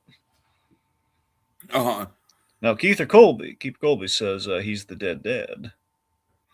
Oh, okay. I could see that. Yeah. There you go. A little photo. Yeah. Little photo Campbell. All right. I mean, that makes sense. That's about the only thing you can do with him, really, in a movie like this. Well, I imagine there was stuff that happened before they went on the plane, but that's why I was asking. Yeah, there is, but it's mostly just stuff in the office, though. I know. I thought he might have been like a boss or like a coworker or something. No. Apparently, he's a dead father. I think so. Yeah. All right. Okay, so let's see. So next up, we have the Rip, Dragon. The Rip. Tell us about the Rip. Not the RIP department, but the No, RIP. no, not the RIP. Okay, so The Rip is a Joe Carnahan movie. It's on Netflix. This is the guy who did the 18 movie. Uh-huh. Um, but yeah, this was I tell you, man, this is better than you would expect. I'm not comparing it to this, and I I've don't think it's I've as been kind of considering checking this out. I'm not gonna lie, I've been thinking about it. no, I don't think it's as good as like something like Furry. I'm just saying it's in the vein of like Rebel Ridge is a movie you think you know what's going to be, and then you watch it's like, oh man, that was way better than it belongs on Netflix. That's Right, right, right. Yeah. so this was a great movie that is not the standard Netflix fare of a cop movie you're thinking of. This is based on a true story, or at least like an article. They kind of went from there. So they have Ben Affleck and Matt Damon. They're reteamed together in this. They're the leads, and they're basically these Miami detectives, and they get tipped off to a rip. So a rip is basically when you do a drug bust and you find basically you have a warrant, you do a search and seizure, you get a tip off like there's drug money in this place, and you find it, and then the stash money is enormously way more than you expect, and there's a whole procedure if you find out it's more money than was like reported. And Uh-huh. and basically it's a psychodrama of like the temptation of corruption of like, oh boy, there's a lot of money that we only need to log like 300,000 of this. That's Right, what was like right, right. reported, Yeah, or yeah. like, and there's a question of like what the money figure was, and it's kind of going from like 150 to 300. And there's a lot of not unreliable narrator, but there's a lot of like circumstances are changing, and you get to see it's like these are very underpaid, like they're good cops, but the IA is looking at them and they're really like pushed to the limit. The money surrounding them. We're talking buckets and buckets of money, man. Like we're talking like Walter White's like like a storage locker, like Uh-huh. his anyway. But yeah, it's a station. It's based in a stationary location where they find the drug money, and I found it very good. It's rather a lot of good acting. It's kind of as a who you can trust, like who can you trust kind of situation. You have Steven Yeun's in the movie. He's Nice, really nice. good. So he's good. I found it very gripping, man. I will, I think it's good. I don't have a problem with the third act and the climax. It's just the climax feels like maybe it goes on a skosh too long, but I think it's overall still really good. So yeah, I mean, I think it's worth a watch. Cool, cool. I might check it out if I have time. You All got right. time. So next up, we've got 28 years later, the Bone Temple. And man, it's such a shame what happened to this movie, Dragon. It's such a shame because this movie bombed hard at the box office. But here's the thing. While I respected what 28 years later was trying to do, and I think it had some interesting ideas, I think it had some interesting stylistic choices, some interesting framing devices. Ultimately, I think it's a movie that kind of fell apart under the weight of its own ambition. This movie's lean and mean, man. This movie knows what it is. Freaking so it's basically two sides of the same coin. You got the cult run by oh god, the villain Jack O'Connell from Sinners, who is just very sick and depraved. You've got the lead character from the original movie, the 14-year-old kid, just in the middle of the cult, like he's trying to get by. The cult kind of picked him up, and it's one of those things where he's kind of integrating himself into the cult just to survive, but he's almost like borderline a hostage. And there's some really brutal stuff there, but the heart and soul of the movie, and genuinely some of the best storytelling I've ever seen in any piece of zombie media, is with Ray Fiennes as the doctor of the titular Bone Temple. Dragon, I just want to lay this premise out for you because it's fucking incredible. All right, so there's this zombie that gets set up in the first 28 years later movie, who's just this really, really like giant, like mountain of a man, essentially, like. And Ray Fiennes, he's kind of been like observing him from a distance, right? And the zombie, he actually starts to kind of get comfortable with Ray Fiennes, and there's this point where Ray Fiennes' character, he has this blow dart filled with sedatives that that he'll blow at the zombie when the zombie gets close. And it turns out that the zombie actually, when he is on the sedatives, he actually gets a little bit lucid. And so essentially what happens is that Ray Fiennes and the zombie kind of begin to like do this sort of like drug therapy thing together. And through that, the zombie actually like legitimately starts to become a little bit more human, and you see the sentience come back into him, and it's a really, really cool arc. It's a really cool arc. This movie also has one of the all-time great like needle drops that we've seen in a long time. Ray Fiennes just kills it in one particular moment. You all know what it is if you've seen the movie. It's just instantly iconic. Yeah, I think it hurts that this movie underperformed as much as it did, but at the same time, I definitely it's January. Right, yeah. But there's no doubt in my mind, though. There's no doubt in my mind that this thing's going to go down as a classic. I mean, it just feels like it's a movie that's just kind of like destined to age with time, and just be, as time goes on, people are going to discover this movie more and more. So that's where I'm at with that. All right. So Dragon, I'm Chevy Chase, and you're not. That's a great title. Yeah. So I remember this thing was like I learned of this thing right before the end of 2025, and it was like announced like, hey, New Year's Day, you can watch this.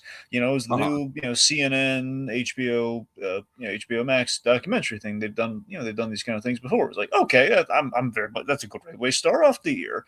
And just the record, I had a very rough start at the new year. The transition of the year, it did not start off great.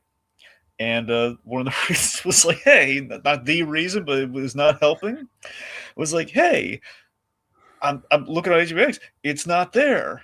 Apparently, the way they did it was, hey, so January 1st, which is what we've advertised all over the place, like, hey, watch it now.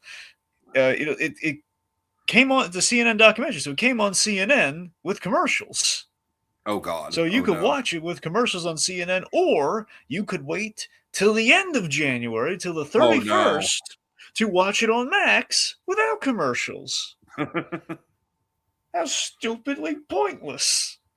But yeah, I waited because I was so eager to start the year off with that, so it was not a good omen. But I got it in, so I finally watched it. So yay for me!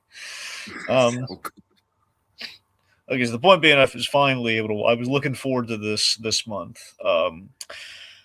and yeah. So CNN does good work with their documentaries. I like the idea we're doing pieces on the comedy icons. In this case, a comedy icon who is a little tumultuous, a little infamous in places. And I've heard this for years. Like, Chevy Chase, can be irate. Obviously he was like one of the big coked up SNL guys. And, that's, of course, in some beloved movies, some beloved comedy classics, Caddyshack, the vacation films, quite beloved. Fletch. And, so I've always had a fondness. My grandfather, he adored the Chevy Chase movie. He loved the vacation films. So, I got a built-in thing for Chevy Chase. I was the audience for this thing. But again, I had heard, even my grandfather, he had heard the whole thing. He heard like some of the everyone heard about the Bill Murray toss-up, which oddly is not brought up in the documentary, but anyway. I've heard they might have mended fences, but there's kind of a reason for it in the documentary. Anyway, so we have some great interviews, some talking heads. We have like guys like Kevin Smith is in this. He's talking about him because he loved Fletch. He was offered. He didn't mention this, but he was offered Fletch Lives. Actually, sorry, no. He named Superman Lives after Fletch Lives. So I think there was a script he came across. Okay. It was like I forget there actually was a sequel to Fletch called Fletch Lives. I think there was. It was either that or a book. So that's where he got the name from for Superman Lives. Anyway, but at some point, I think Kevin Smith was offered a Fletch sequel or Fletch movie at some point, which didn't. The whole like Beetlejuice Goes Hawaiian thing. So I think that's like. Anyway, Ryan Reynolds, who I think is perfect for that, because that's a guy who's definitely inspired by kind of the Chevy Chase and delivery style of comedy. So anyway, so he had some good talking heads, good interviews. But so Chevy Chase, he insults the documentarian right at the start of the documentary, which is kind of fascinating. Where it just kind of sets the tone of like he can be, you're battling a comedian, a comedic subject who does not do introspection, so he's going to bite back at you, and that's kind of what the premise is, where he's prickly in his responses to the big life affirming questions, like how does he feel about his parents, and it's like he'll do a non sequitur to get all, and you can see him do it in the interview, and it's really interesting and disquieting the way it happens. So it's overall, the thing's very interesting. I think it's absolutely worth a watch. It's not as good as the TV thing we're going to get into with about another comedian, but this was good though. It's interesting. It's not like a thing you have seen before, because it's this guy. It's the struggle of comedy, but like how it impacts a guy's life. It's the struggle of like how. He's at the top of his field, but also there's a rise and fall in his career, because Chevy Chase, after a while, he did peak after the Vacation films. Things went downhill for him, and then we have all the chaos on the community on when he did Community, and that's where things really, really blew up in a bad way for him. And so they do mention Community, right? Because they talk all about. Yeah, they do. They talk about all the Community stuff and all that, and the Dan Harmon of it all. They cover it. Yeah. I mean, my gripe with the documentaries, I wish they kind of spent, like any documentary, I wish they spent a little bit more time on certain things. Like, for example, I wish we spent a little more time on his films, like the Vacation stuff. We didn't really do that, but Anyway, I think it's interesting that I didn't do this in the news section. I figure I'll work it in here. They did announce this year Netflix is doing a Martin Short documentary, kind of like the comedian documentary thing. So it's interesting that all three of the Three Amigos now, well, at least by May, they will all have a documentary centered around them. Steve Martin's got one, Chevy Chase got one, and Yep. Anyway, okay. So let's see. Okay, Primate Dragon. This is a killer monkey movie, right? Yeah. And it's nuts. It's nuts. It's so violent. It's very gory. Mm-hmm. Dare I say, Dragon? Dare I say it's bananas? I tried that joke in stand up and it did not land. I would be shocked if it did, Tiki. that joke landed like a banana peel. You should have actually put the banana peel on stage. On the venue, it's been like it didn't land in one venue, it did land in the other. That's kind of what I'm learning about stand-up. Well, the next time it bombs, what you should do is you should take a banana peel, put it on the stage, slip and fall, pull a slipping Jimmy, and see if it gets a laugh. Kogias says, I think that joke is funny, Tiki. Thank you, Kogias. I appreciate that. Anyways, no, seriously, I like this movie for what it is, man. I like it a lot. I do like it a lot. I think the big thing about this movie, for me, the big thing that kind of sends it over the edge is the monkey is practical, and you can tell that he's practical, and the effect is really, really good, Dragon. It's a guy in a suit. I assume there's some puppetry involved, but I'm not saying obviously I'm not saying it's Jurassic Park good. Obviously not. This movie has some of the dumbest fucking characters you're ever gonna run across in a horror movie. This movie embraces how stupid it is, right? But at the same time, there's some shots here with the monkey that it's just oh man, it looks just genuinely good and genuinely freaky. And there's some gore shots in here that are just straight up creative and how brutal it can be. It's a dumb movie. The plot is just absolutely, it's just basic slasher movie cannon fodder. A group of teenagers get together to have a party and they all get killed off one by one. There's really nothing there. But I will say the big standout in the cast, and this was really cool to see, is Troy Costner was the dad. So yeah, that was cool to see. And and him being deaf actually, lines up with the character because, of course, with the monkey, they communicate with him in sign language, which is really cool. So yeah. The rabies stuff was stupid. Colby. I will agree with you there. It was very obvious right from the jump that they're kind of playing fast and loose with the rabies logic. But yeah, no, I had fun with this. I had a lot of fun with this. It's probably going to be the cocaine bear of 2026, I think, in that It's a movie that I actively had a blast with in the theater that I probably not think about too much ever again, but still it was fun. Anyways, finally we have Dead Man's Wire. This is a new Gus Van Sant movie starring everyone's favorite creep, Bill Skarsgård. So essentially, Dragon, this is a true story. It's a very lean and mean kind of hostage movie where Bill Skarsgård plays a guy who gets screwed over by a bank company, and he takes the son of the bank company hostage. And it's really, I feel like Bill Skarsgård, he plays the role like almost like half Hunter S. Thompson, like half Johnny Depp as Hunter S. Thompson, and then half like the Joker, like Heath Ledger Joker. And it's a very eclectic performance, but it's a lot of fun.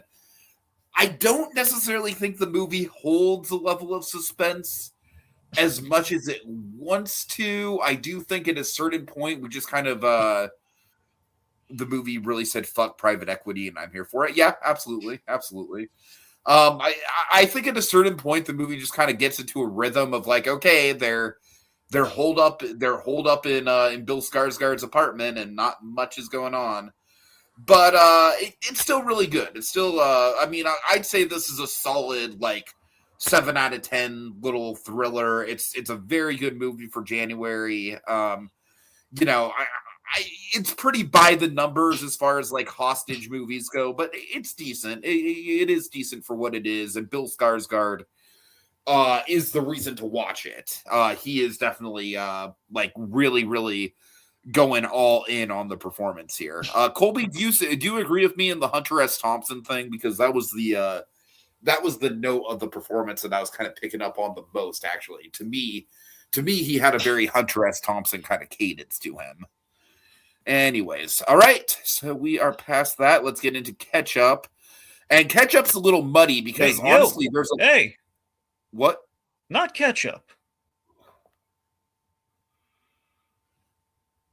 What do you mean? TV. Oh, I thought we did TV last. Don't we usually do TV last? No, we don't do TV last. No. Oh my god. Okay. Oh, Jesus Christ. I'm sorry. This is not my night. No. Okay, yeah, Colby. Yeah, you pick up on the Hunter S. Thompson thing. Good. I'm glad. Okay, I'm sorry, Drake. Let's go into TV. My bad. Anyway. Okay, so Mel Brooks, the 99-year-old man. I work for Mel Brooks. Not in the face.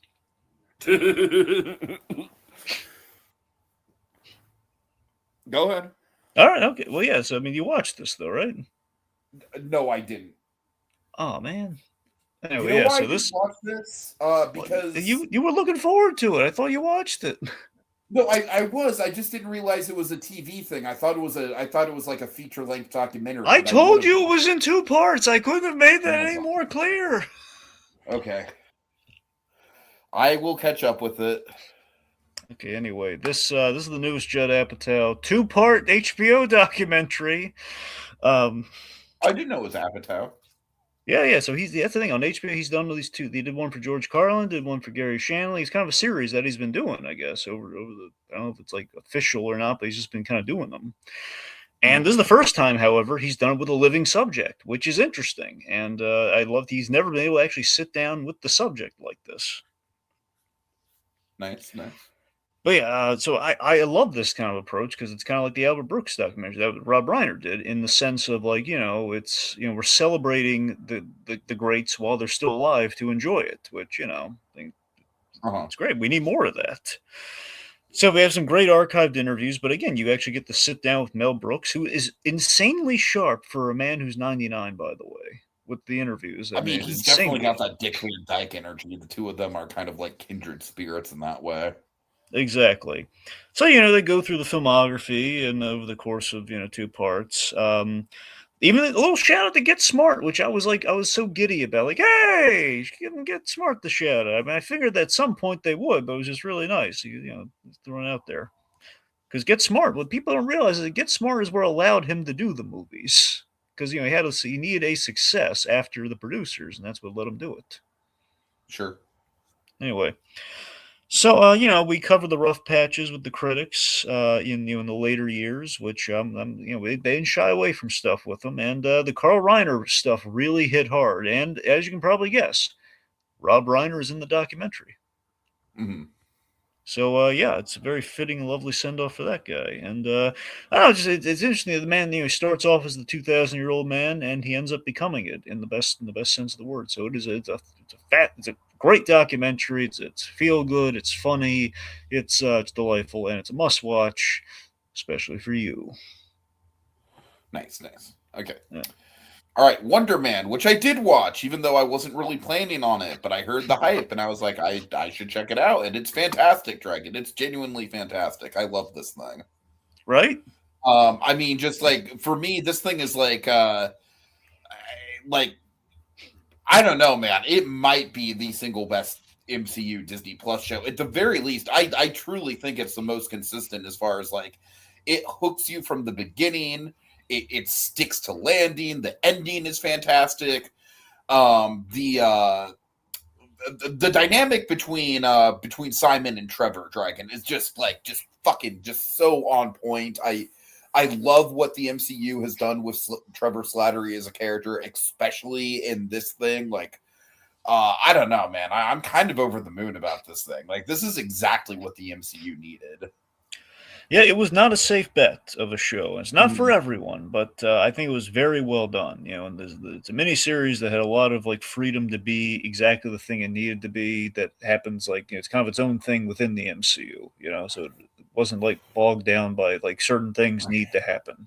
I feel like if anything's going to be referenced in the MCU going forward, it's probably going to be Trevor Slattery like returning to the Mandarin role.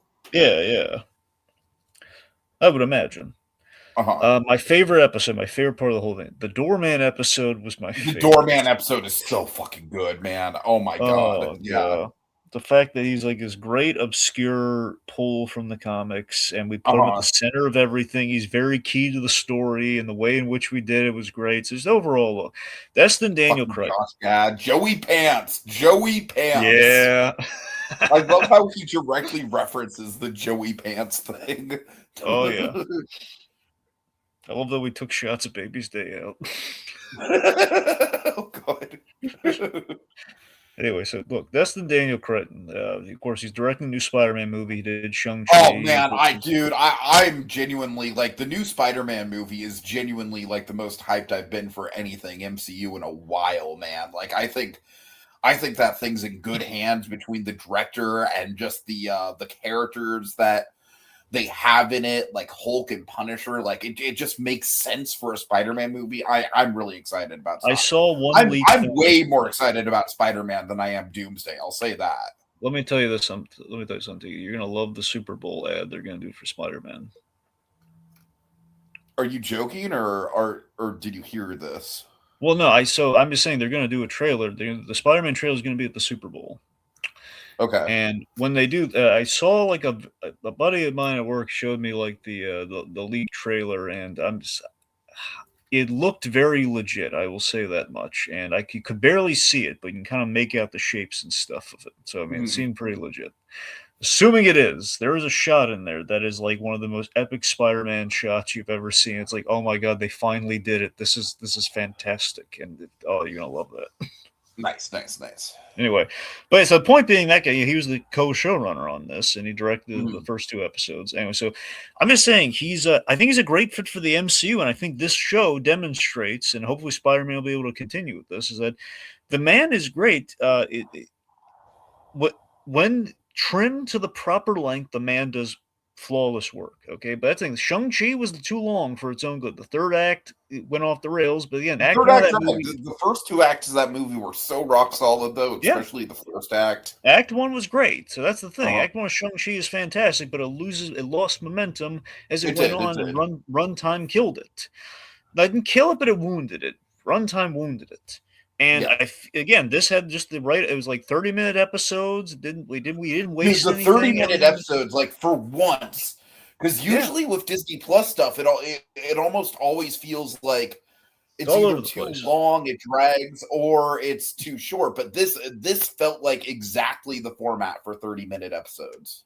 Exactly. So hopefully Spider-Man will be in a similar boat. Well, it has the right amount of runtime, kind of like this did, but it's a movie, so who knows? But yeah, it's. I was a little worried. Frankly, I'm still a little worried about damage control. The other thing that's going to continue is damage control. From what I understand, is going to pop up in Spider-Man as well. So I'm a little worried about damage control being Shield more than his damage control, but we'll see what Right, happens. right.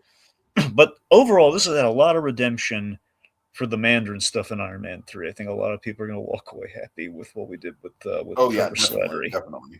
in this. I love the curb. It's kind of Curb and Barry in a sense in terms of with the feel It's the show very Barry. applied to. It's very Barry.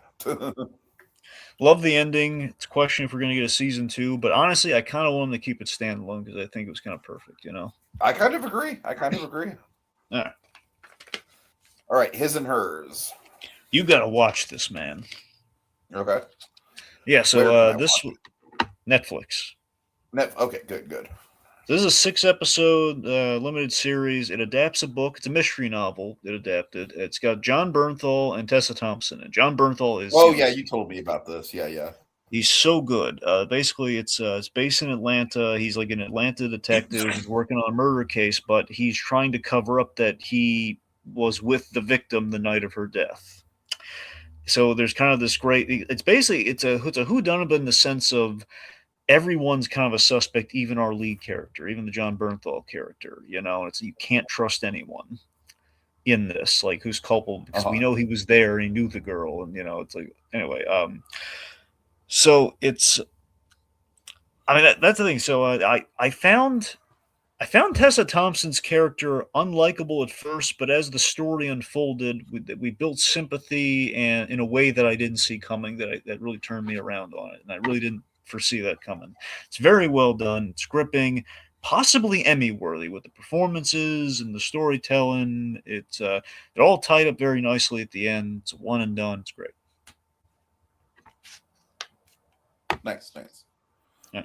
Okay, I will try and make a point. All right. Selling Superman Dragon. You can take. Oh wait, you talked about this last month, right? Yeah. Okay. All right. So, oh boy, I'm not going to linger on this too much. I do think there's a lot of good stuff here. I do think the element of like what to do with my family's legacy. Like, do I use it as a nest egg for my own family? Do I preserve it? That's all great. And honestly, Dragon, there is, I'm not even saying that what they get into with the autism is like factually inaccurate or whatever.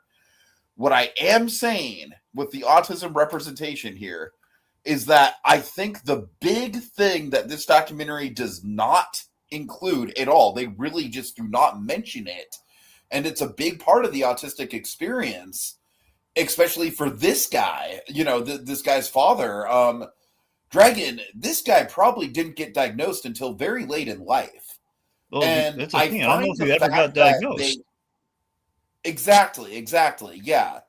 So I find the fact that because of that, it's really uncomfortable for me, Dragon. It's really uncomfortable for me. How do you think the guy feels? He lived through it. No, I mean, I agree with. Well, first of all, I do really like the fact that like the start of the documentary does set up how uncomfortable he is with it. Yeah. Because frankly, dude, you're right. You should be uncomfortable airing this. And Dragon, that's the thing. That's the thing about this show. Isn't that interesting though? It is, except it hits too close to home for me. It is interesting, and I do think that the moral conundrum of like if he should sell or if he should hold on to it is a very interesting hook.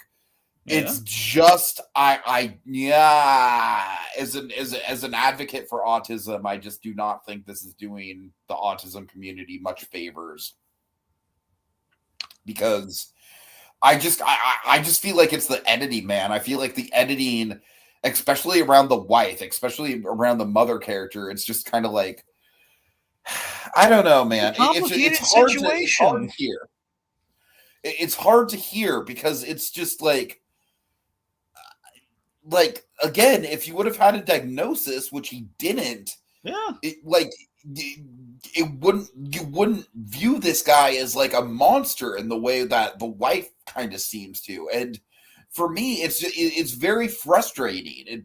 But I guess that might be the point. But Dragon, basically, what I'm trying to say is that I don't think this show does any favors to the stereotype that autistic people are like cold and emotionless, and I don't like that about the show. I don't like that messaging. I understand that. I understand that it's a tricky subject. I understand that kind of like the moral ambiguity is kind of the point.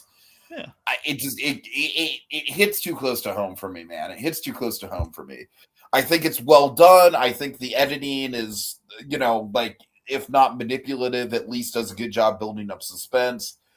It made me deeply uncomfortable by the time the last episode went around. It made me deeply uncomfortable. So okay, yeah, I don't tell you on that one. I mean, it's a documentary more than it is a show, and I don't know. Well, I mean, like, here's the thing: the guy literally is like wrestling with the fact of like, okay, should I should this be a documentary? Should I be airing this? Is this a good idea? No, you shouldn't have. None of this shit should have been aired, and that's kind of my hang up with it, Dragon. Yeah, but I don't know. It's just I'm on the guy's side. It's deeply uncomfortable to have this shit just floating around in the public. But that's the thing. You get to see. Look, just because you're uncomfortable with what happens, it doesn't mean it doesn't make it less interesting or less compelling. That again, this is it's a situation that happens, and it's there's no clean answers. There's no Okay. I realize that my take is gonna be pretty wholly unique to my personal experiences. That I'll leave it at that. Yeah. I mean, I think it's honest in what it's showing, but it's a messy situation, so it's honestly messy, and that's the point. But I don't know. All right. I mean, like just the comics. I mean, seeing like just from the collecting side of it. I mean, the collecting side is good. It's cool to see all the old comics. Yes. I wanted to tell you something real because this was topical, and I didn't put in the news, but it was appropriate to this. After all the business was taken care of up front, thank you very much. Okay. So he was selling Superman #1. However, coincidentally, in January, Action Comics #1. Not just any Action Comics #1. Nicolas Cage's stolen Action Comics #1 that he then got back and then he sold, and then was sold by the guy who bought it because the markets have changed and everything. He sold it for a record, the highest. First of all, Nicolas Cage had like the highest grade Action Comics #1 ever. It's like a 9 point something, which again, big because no one has a 10. And it sold at auction for like the highest that comics ever. Honestly, maybe any comics ever won, 15 million. Nice. Yeah, it's a little record breaking there. I just want to throw it in there, given the whole selling of the valuable Superman comics, throwing it out there. Okay. All right. So, Mayor of Kingstown, season 4. Yeah, so this apparently is the penultimate season. They're going to end it with the 5th season. Big events happen here. Mike's brother is in prison. He's in the prison that is Kingstown. Edie Falco, she was added to the cast. I love me some Edie Falco from Nurse Jackie. She is she's the new warden. She's not playing ball with the way things have been run for the past 3 seasons, which creates a big obstacle. So a lot of tension about like how Mike is going to protect his brother from the inside with being unable to pull the strings from behind the scenes like he has in prior seasons. And there's a dangerous new player outside who's like playing mentor to Bunny, his buddy with the big coat. Anyway, it's overall, it was a very good season. Like Mayor of Kingstown doesn't disappoint. I still recommend the show. It's some very cathartic moments. Very dark show, I will tell you. It goes very dark, especially this season. But it's the ending of season 4 is really cathartic, and you want a bad person to get a comeuppance, and boy does he. I think there's a realization in the show that I think just looking at it, like they have to end it at 5 because it's like, how much worse can things get for these characters? Like they got to just put them out of their misery somehow. It's like Oh boy, it's the punishment our lead character's going through. I mean, it's got to reach an end at some point. So five, I'm glad it's ending at 5. I wonder how the heck it's going to end. I will say that much. All right, cool. Yeah. Okay, so Beatles anthology. This will go quick. So Dragon, this is a re-edit. This is really interesting. This is actually a really interesting kind of project that they did as a Beatles fan for me, because the Beatles anthology, they first came out with it back in, I believe, the late 90s, I want to say, somewhere in that area. And Dragon, I always thought with the original documentary, a lot of great footage, but the editing of the documentary was never good, because you didn't even have lower thirds explaining who any of the people even were. You just had the talking heads without the names, which was like a fatal flaw of that documentary. You didn't really have any narration. It just kind of jumped around from thing to thing very willy-nilly. This fixes all of that, man. This fixes all of that. It's like, it's obviously telling the same story. It's obviously going through the beats of the Beatles, from the early days until the breakup, and then ultimately in the 90s when George, Paul, and Ringo get back together to do the 2 singles in the 90s, Free as a Bird, and then I forget, Real Love, I think. So you see all that, but the big difference here is that, you get the lower third, so you know who the people are. When the talking heads come on, and when they first start coming on, they actually get a proper introduction, so you know who they are. You're not just thrown into them. And I think, just as far as the editing goes, we trimmed down the concert footage, which is good, because the original did just kind of get bogged down and like, okay, now let's just sit and watch like 5 fucking songs from the Shea Stadium show. The Shea Stadium show is legendary, and it's legendary for a reason, but watching like 5 full musical performances does not make for a good flow of the documentary. So instead of 5 songs, we might get like 1 or 2 songs during a legendary performance that they're talking about. So just all that stuff, just really, really, it's just a very interesting, like multi-decades later, and the editing is so much more clean, flows so much better. And also, just, of course, the how cleaned up the footage is also very, very, very impressive. So I think Disney's been quietly killing it with the Beatles stuff. I didn't really watch the whole thing of the Let It Be documentary that came out, that I believe Peter Jackson did. I didn't watch the whole thing because it was just kind of like more of a fly on the wall thing than anything else. But I did watch all of this, and I really got into it. I as a Beatles fan, I thought this was a very rewarding watch for sure. So yeah. All right, that's about it on my end for TV. I think you have one more thing, right? Yes, I do. Free Bert. Bert, I need to be free, Bert. Sorry. Okay, so where's your shirt, Bert? Anyway. Okay, so this is about the comedian Bert Kreischer. I enjoy Bert Kreischer. Oh God, he's a controversial figure, to say the least. Oh yeah. Oh, man. I haven't know. I don't know anything about the guy. I've heard there's some controversy. I have no idea. Dragon in the comedy space. He's basically a pariah. Really? Yeah. I had no idea about this. I knew he ticked off Bill Burr. That's all I know. Well, yeah. Well, who do you think is like the godfather of the comedy space? That's what I'm saying. All right. Okay. Well, traditionally, before any of this has happened, I've enjoyed Bert Kreischer's stand-up. He did this movie recently called The Machine, which basically adapts kind of his premiere stand-up bit with Mark Hamill's in the movie. It was okay.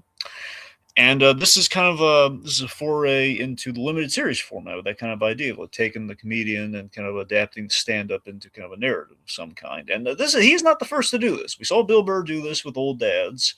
And I think Tom Segura had something recently that was kind of like the cinematic masterpiece, Old Dads. Yes. Sorry. But you take my point though. This is something Netflix has been experimenting with, like taking their kind of their comedian lineup. I mean, I'm hoping John Mulaney kind of. From what you told me, Mulaney kind of had that with that Mulaney talk show thing he did. Oh yeah, no, yeah, the LA talk show. Yeah, that was man, I think Mulaney's doing some really good stuff with that. Yeah. So that's what I'm saying. They've kind of played around with this sort of thing, and Mulaney was kind of like on the bubble with kind of what this is, but I mean, it's kind of that. But anyway, so yeah, so they adapting the stand up into a series. I think it's an interesting concept. I like when Netflix plays with this sort of thing. So I thought the show, it's like a limited series. I think it's like 6 episodes. I thought it was very authentic to a stand up, but with adding narrative to it and a little self reflection and a little bit of pathos, which I mean I like. I like when we can add pathos because you know me in general. Look, I love it when we can have a comedian and we can have like the pathos filled moments, like Tim Allen in Home Improvement. I love when we can do that I stuff, and mean, I Burt love when we Kreischer see. is very sad clown coded. I will give him that. Yeah, so I'm just saying in general, I love it when we can do that with comedians. Like, of course, Bob Owen. We see the comedians do drama. Bob Odenkirk, Better Call Saul. It's like it's fantastic when we can do stuff like that. Ed Begley Jr. Again, he started off as a comedian. He ended up being one of the best not just dramatic actors, but also he's actor all over the place. Uh-huh. One of his character actors. But yeah, anyway. So in this case, it's one of my favorite elements of the show is basically it's him like his daughter is going to some kind of like private school thing or prep school or whatever. And anyway, so Kreischer, he ends up getting kind of a therapy session from the student guidance counselor. And this is one of my favorite scenes. I love the guidance counselor kind of playing therapist to him, and basically like it's really funny the way it goes down. He basically poses the question of like, what if you wore the shirt?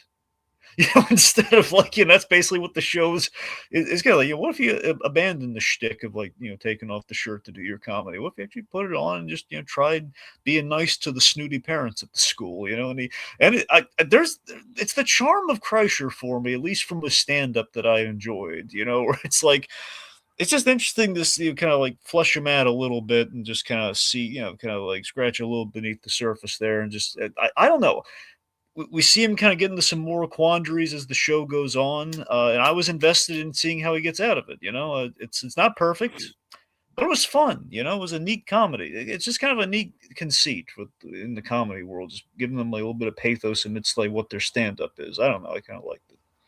All right, cool.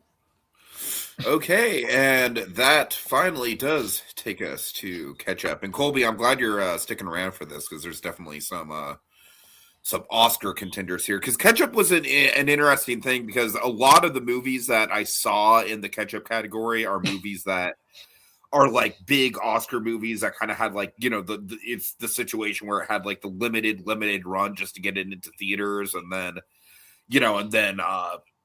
and then it does actually get into theaters in January. So that's kind of where a lot of my catch-up lies this month, unfortunately. But well, not unfortunately, but that's just kind of the reality of it. Anyways, okay, Mad Props, Dragon. Mad Props. So this was a documentary. I think you can find it on Tubi. Basically, it was. I watched this mainly because, two reasons. One, I loved prop culture on Disney Plus, and they took it away so callously. They took it away along with Earth to Ned. Uh-huh. And I saw like, hey, there's a documentary on props. And apparently, from what I understand, I think Patrick Warburton might have been a producer on this, and it was essentially it was kind of intended to be kind of a pilot for maybe a show. So again, a la prop culture, which never materialized. This is like in 2024, I think. But yeah, so Tom, I'm going to butcher his name here. Bacalini.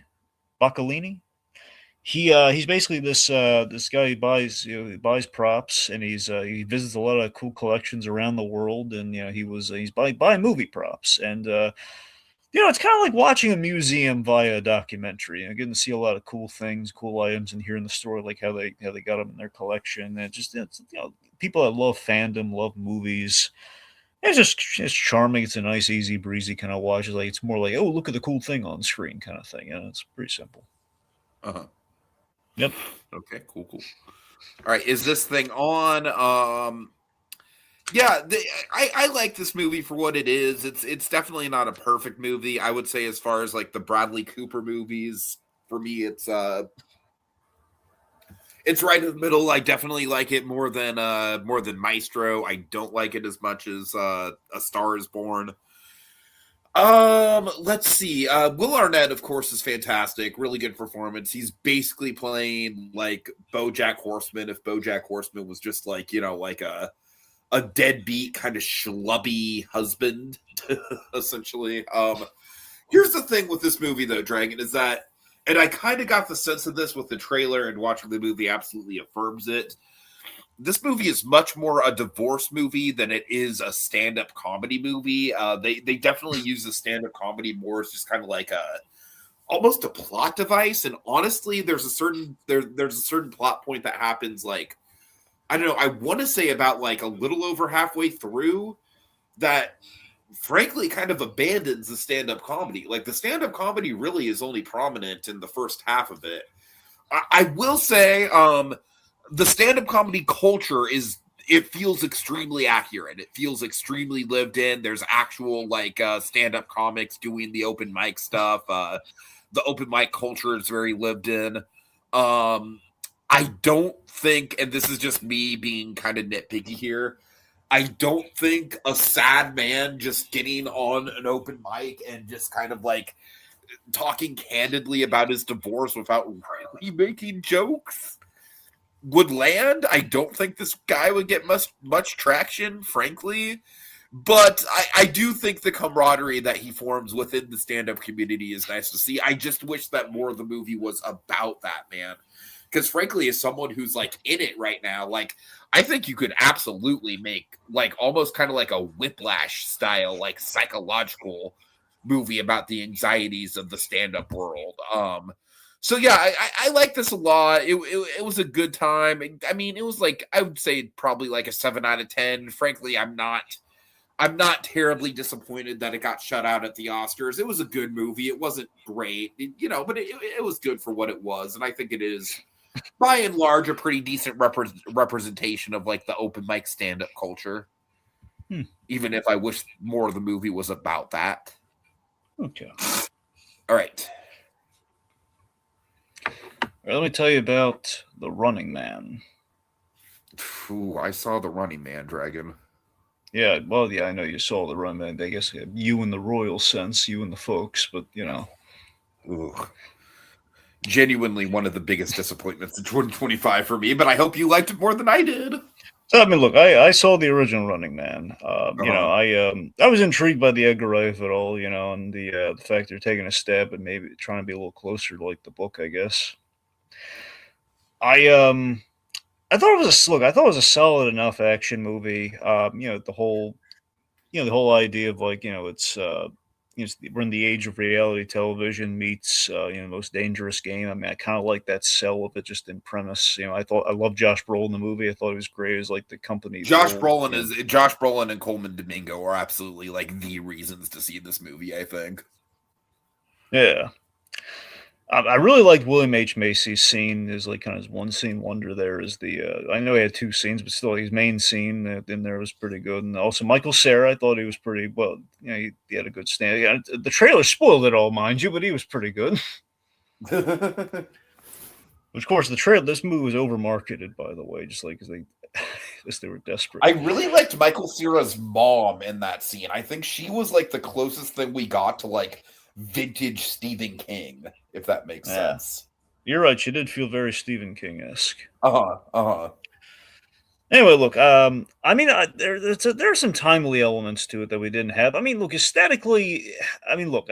The original Running Man stands out because you have Arnold and you put him in goofy costumes and everything. Here, this is very much utilitarian. Like like circumstance, a situation, and just seeing him like run around in like the red costume for a bit is kind of neat. But yeah, it's there's not a lot of gravity to this one. I mean, I think it's timely with the use of AI being potentially very, very. No, that's true. The deep faking is definitely an interesting plot point for sure. It was very timely, and just the AI being used for evil kind of stuff, which is very heady. It's like, oh man, yeah, we're there now. That's creepy. Overall, the movie didn't wow me, but I don't think it was bad, but it didn't wow me. I mean, look, I think if you hold it up to the original Running Man, Edgar Wright movie, man, that's a disappointment if it's not great. No, honestly. I know that's that. The standard with Edgar Wright right now. I'm saying, look, I think if you compare it to the original movie, it's probably more cohesive. But then again, if you hold to the Edgar Wright standard, it's like, yeah, it's not really,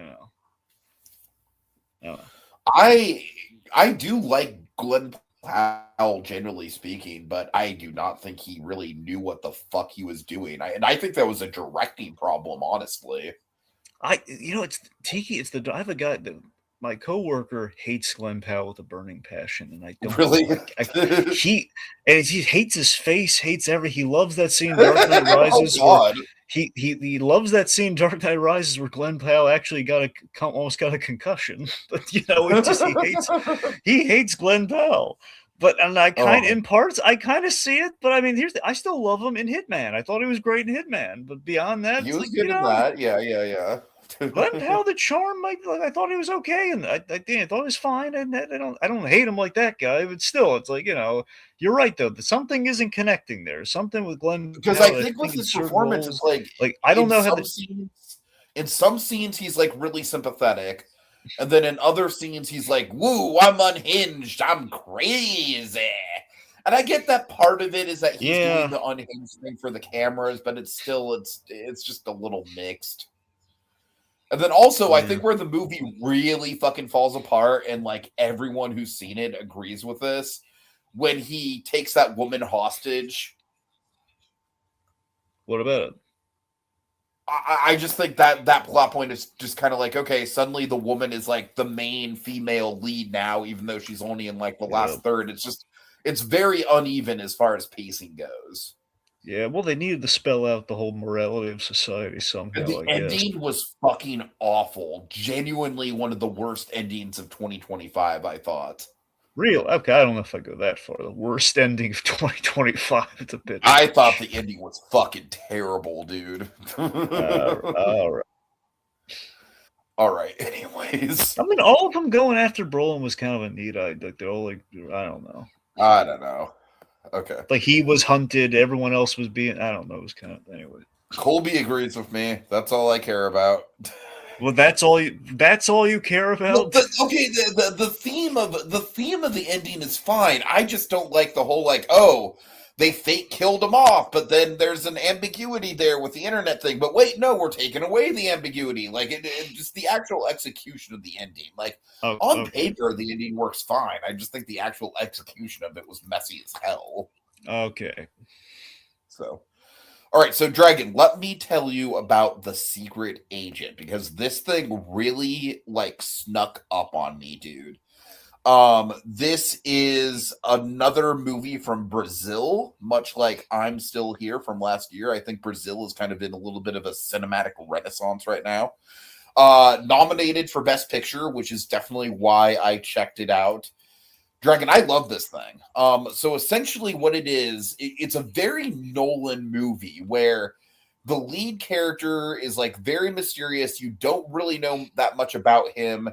He arrives in this apartment complex that's kind of just like a community for essentially like refugees who are hiding from the Brazilian government during the era in the 80s, and I'm Still Here tackled the same themes where the Brazilian government was very totalitarian in the 80s. Very, very dangerous time to be in Brazil in the 80s. Very, very overbearing. You know, like they could essentially if you piss off the wrong person, Dragon, essentially they could just basically make you disappear. They can send you to Belize and no one will fucking question it.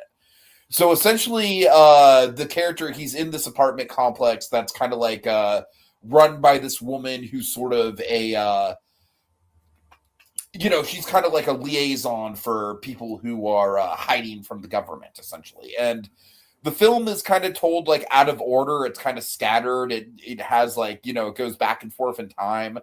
And what I really like about it is that it's like you get to know the character before you really put the pieces together on exactly what the situation is, and then as you put the pieces together on what the situation is, you realize that the main character is fucked. Like there is no getting out of it. And the last act of the movie, there is such a sense of inevitability and dread, and the ending does. I don't want to spoil it because I don't think Colby's seen it yet. I don't want to spoil it, but there is something that they do with the ending, with like the transition into the last like 10 minutes that is like fucking audacious. And I just like, yeah, man, it really got me. It really got me. I mean, it's like one cut, like Colby, you know, the Sorry Baby cut with the house. It's like that. It's like that level of powerful. So yeah, I love this thing, Dragon. I love this thing. Honestly, like, of the 10 movies nominated for Best Picture this year, this is easily in the top 5. This is easily in the top half, if not like the top 3 for me. Like this really blew me away. Yeah, Colby, I'm very excited to get your thoughts on it. I really loved it. I really loved it. At least a 9 out of 10 for me. All right. Okay, The Luckiest Man in America. I think you'd like this. This is a biopic. I've been waiting. I was really looking forward to last year. It was one of those like limited release jobs though, so it was kind of hard. It kind of got buried. So Paul Walter Hauser is a game show contestant. This is based on a true story. God, honestly, that's all you need to say is Paul Walter Hauser. Trust me, Tiki, you would love this. Okay, so this is based on a true thing that happened. It was a real like controversial game show. It's right now. It's on. I think it's Disney Plus Hulu. You know, I think it's like you can find it there. Oh, it's like okay. And my Disney Plus is like it's like I've got like about a week left before that subscription runs out, so I got to jump on it if I'm gonna watch it. Well, it's on like. Do you have the whole? So is Hulu included in your Disney Plus thing? Yeah. Then yeah, you should be. I'm pretty sure it's on Hulu, so I think you should be able to do it through there. Yeah. Okay. Anyway, point being, yeah. So this was good. So it's based on true stories. There was a game show, I don't know if you remember it, called Press Your Luck. Do you remember Press Your Luck at all? That's the whammy one, right? Yeah, pretty much. It's the one where it's like you press a button to answer the questions, and you also press a button to stop like what the cash prizes are. Sure. Anyway, so basically there was a controversy that happened in which the Paul Walter Hauser character came on the game show, and he had this unprecedented winning streak. This. Yeah, so he had the unprecedented win. Yeah, it's great. So had really good people are in this. So they have I love David Strathairn, as I mentioned, Zootopia 2. I love him. He is he's the guy who runs. He's like he's not the game show host, but he's the guy who runs the show behind the control panels. He hires the people. He's like the like the producer who's in charge of everything. Walton Goggins plays the game show host, and he's fantastic. You're gonna love Walton Goggins. Oh, perfect. So Hauser basically, Paul Walter Hauser, he gives a lot of depth to this guy, and the idea is this is a guy who's like trying to Disney Plus. Well, okay, let me. I'll look into it and get back to you. Where no, it's okay. I'll look it up. Keep going. Anyway, the point being, yes, sir. Paul Walter Hauser, he really gives us depth. He's basically a guy trying to connect with his family via, a TV broadcast. It's like the idea, like that's how he's kind of there for his family while at a distance. He's like when he gets on these TV shows, like in like little bit parts from the audience or like actually on the game shows. That's kind of what he's doing. But there's also like an element of like, and I love how they do this. There's not an unreliable narrator thing, but like you question the guy's intentions, like how sincere they are, how there's a really ambiguous quality about the guy until we get deeper into the film, and I like how they kind of play with it there. So again, the most unprecedented winning streak this guy's ever been on. It kind of turns into a bit of a conspiracy, kind of a little bit of a thriller. I mean, it's not like super heavy, but it's low stakes, but in like a mundane. It's like it's like adding epic scale to a mundane situation. Which I live for that kind of thing. And so he lived up to my expectations. It sounds great. It's just like I look it up, I Google it. According to Google, it says it's on Disney Plus, but then I click the watch movie on Disney Plus thing, and it pops up with an error message. So maybe they literally like took it off like within the last couple of days. I don't know what's going on with it. You said an error message? I would love to see it. So yeah, I don't know. No, it's showing up on Disney Plus right now when I just type in The Luckiest Man in America. Yeah, I don't know what to tell you, man. I don't know. I don't know what's going on my end. It's weird. Okay. Anyway, we'll revisit later, but just let's go on. All right, Blue Moon. So this is a new Richard Linklater movie. Ethan Hawke is nominated for an Oscar. This is I don't know, Dragon. I don't know how you would feel about this because I don't really think you're all that into Broadway history. But at the same time, it is a biopic and it is a bottle movie, so you might get something out of this. I'm honestly not sure. But it does have a good hook to it, though. So you know Rogers and Hammerstein, Dragon, the two Broadway, but yeah. So Ethan Hawke plays, I forget his first name, but his last name's Hart, and so Hart was the guy that Rogers was partnered with before Hammerstein. So this movie takes place the night of the Oklahoma premiere, the Oklahoma being the first Rogers and Hammerstein musical, and Ethan Hawke, like he is incredibly bitter about the fact that once Richard Rogers stopped working with him and worked with someone else, that's when he gets like the biggest hit of his life, and not only the biggest hit of his life, but literally the movie that the musical that goes on to essentially like shape the modern form of the Broadway musical as we know it. Like Oklahoma is kind of like everything. It's kind of like ground zero for everything we know about modern musicals and the structure of them and everything. And so Ethan Hawke, Dragon. Actually, no, you know what? I do think you'd like this. I really do, because he's sitting at the bar. Fucking Bobby Cannavale is the bartender, which is just perfect. He's so good, Dragon. He's so good. It is like the most natural Bobby Cannavale performance ever. But here's the thing, like Ethan Hawke, man, he's doing some really impressive stuff. It's a really good makeup job. He looks nothing like Ethan Hawke. But also, and this is the thing with the movie that I still can't even figure out. Ethan Hawke is fucking tiny in this movie because the character he's playing is like maybe like, I don't know, like 5'2", 5'3", something like that. And they lean into that, and I genuinely can't figure out how they even did it. Like, it must have been some sort of mixture of like, like maybe the other actors are wearing platform shoes in certain shots. Maybe like, Ethan Hawke is standing in like spots in the set that are like, like more buried into the floor. Maybe it's different camera angles, but it looks like, it just looks so convincing and it's crazy. But yeah, throughout the whole night, essentially it's like Ethan Hawke is just kind of having to, he's just kind of having to suck it up and kind of like face the facts that like as his career is kind of over, or at least he kind of knows that he's kind of like in the twilight of his career. His lifetime creative partner is now suddenly like taking off and skyrocketing with another creative partner, and just how does he deal with that? The resentment, and it's electric. It is electric. I will say that some of it is a little deep cut. Like there's a lot of references to theater that even I don't really get, that even goes over my head. There's one little kid in the movie who like just straight up like is like an encyclopedia about theater and just like exposition dumps a bunch of theater stuff. And I'm like, look, it's Monkey.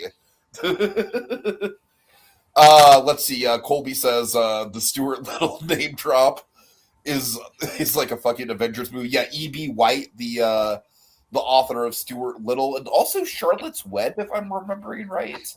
Maybe he is a character in this movie, and he's great as well. Let's see.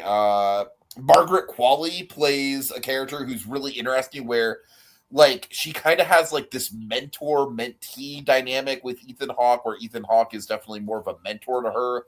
But Ethan Hawke is like hopelessly in love with her, even though his sexual identity is like, you get the sense that even he isn't really sure what his sexual orientation is, So there's just a lot of moving pieces to this, man, and it all takes place in the bar.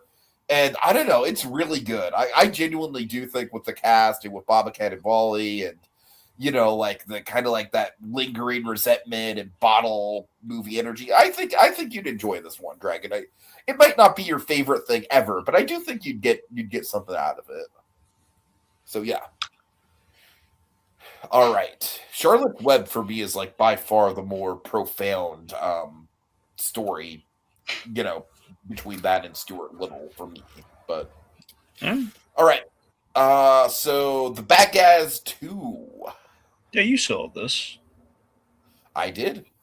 Yeah. Now And I I have thought it was too. okay.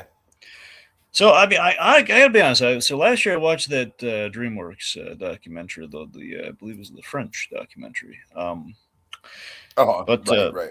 yeah, it was very informative, and I had a kind of a newfound respect for the director of the Bad Guys movies, and so I was really looking forward to getting to the Bad Guys too. And it's happened to be on Peacock, so I was able to watch it. And uh, Pirifel, if I'm butchering his name, heck of a director, and I think he did a really good job on this. That was a great sequel. I mean, look, you gotta remember, I like the Bad Guys, but the whole blanking on the guy's name, the Rich Riotti gerbil Oh, actor. yeah. I'm blanking on his name right now, but him. Marmalade. Marmalade, yes, is Dr. Uh-huh. Marmalade, Professor Marmalade. Anyway, so Marmalade. I wasn't thrilled with him in that movie. So this keeps him to a minimum, and I think that was kind of an improvement. I'm not going to say, look, And I think they used it better. I liked him as like a Hannibal Lecter style presence in this. yeah, I mean, look, it made him look a little ridiculous with like he worked out, he's got muscles. But aside from that, you're right, he's very well used. And the Connect Four thing is really funny. But I think we kept. Here's the thing. I was like kind of scoffing a little at the premise of the sequel because like the whole oh man we're gonna force it. But I love the gag of like seeing him try to we have like the flashback to the car and then like cut to like the crappy cars they're trying to go straight and legit, which is a realistic struggle they would have, and I love that. I was just worried about returning to the well and undoing all the growth of the first film and forcing him into crime with the bad girls and all that. I was really rolling my eyes at that. However, in the movie, in context and the way it goes, I think we kept the plot focused. We found a way to go back to basics without undoing character development. Really, there's only like one sequence of crime that happens in which they are kind of going back to the old ways. And we have Danielle Brooks from Peacemaker. She's in this. Maria Bakalova and Natasha Lyonne have three really good actresses as the bad girls. And I just overall look. I mean, I like that. I don't know. I like that we're kind of raising the questions of like why why go legit, and kind of see him kind of struggle with that. And I I don't know. We didn't undo like all the progress of movie one. I was really appreciated that all the stuff we did with the commissioner. She was chief, now commissioner. Everything we did with her was great. I love the whole like consultancy thing, which made all the sense in the world. That's what they should do. That's what usually criminals do when they hit it right. They kind of show it like Frank Abagnale, Jr. When he did all the check fraud. Now we have all the banking regulations. That's all the check, all the check systems and everything. So there's setup for a third movie, and the way they did it, I think makes sense. And I don't know, I liked it. I liked the bad guys too. Yeah.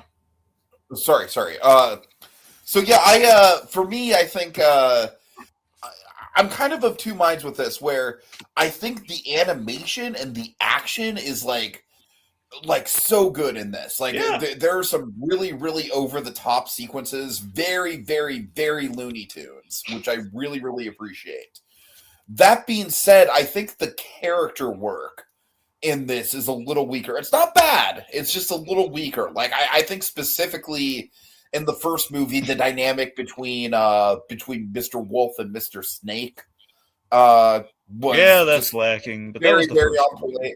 Here, it's like Snake is like, yeah, Snake's got a girlfriend who we enter, sorry. No, go on.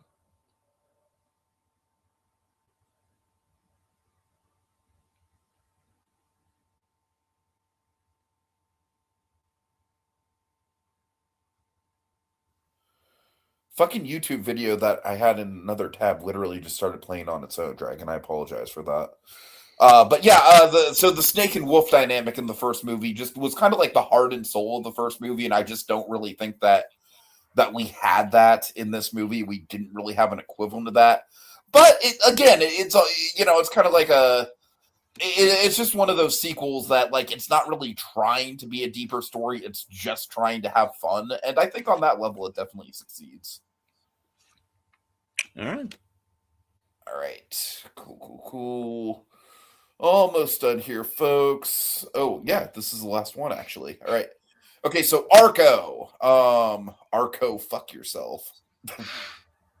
I'm sorry, Dragon low key. That is kind of all I can think of when I see that title. Oh god, really? But no, this is So here's this is a really interesting movie. It's nominated for best animated feature. I believe it's French. I want to say Colby. Is that accurate? I think this movie very much wears. Okay, thank you. I think this movie very much wears its Ghibli influences on its sleeve, which I think is probably like by and large like both its biggest strength and one of the things that's holding it back. Because it does have that Ghibli kind of quality to it, but at the same time, it almost kind of feels like the director hasn't really established his own voice yet. You know what it reminds me of? It reminds me of like Paul Thomas Anderson with Boogie Nights, where like Boogie Nights is a very impressive movie, but by and large, it doesn't feel like a Paul Thomas Anderson movie. It feels like Paul Thomas Anderson doing Martin Scorsese, if that makes sense. And this kind of has a similar vibe as like an early in the career, really good, but kind of in the shadow of other filmmaking styles. But so essentially, Dragon, the plot of this is that there is a kid in the future whose family can time travel using rainbows and light particles and stuff like that. They don't really explain it all that much. They don't really explain like what the family does, like why the family time travels, what they do, what the function is, which I kind of like that we sort of just piece it together. But Arco, the main kid, is he's too young to do the rainbow travel, but one night he sneaks out and he grabs his sister's rainbow travel suit thing, and he does it anyways.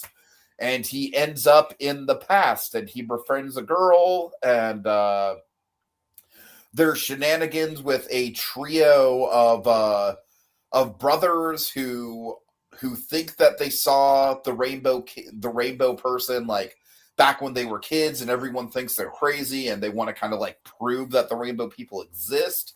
And Dragon, the brothers are by far my favorite element of it. They're very, very solidly cast in the live action, in the English dub.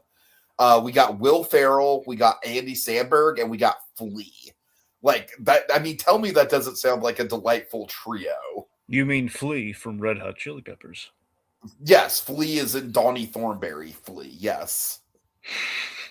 No, but the thing I like about the brothers is that like they start out as like, oh, they're mysterious villains. Like, what do they want with the Rainbow Kid? But in reality, they're like probably like some of the more sympathetic characters in the whole thing. I don't know, man. I think I don't love this. I will say that I don't love this. I like it a lot. I respect it a lot. I will say I would definitely prefer it to win K-pop Demon Hunters. To win over K-pop Demon Hunters for best animated feature. I would prefer it to K-pop Demon Hunters.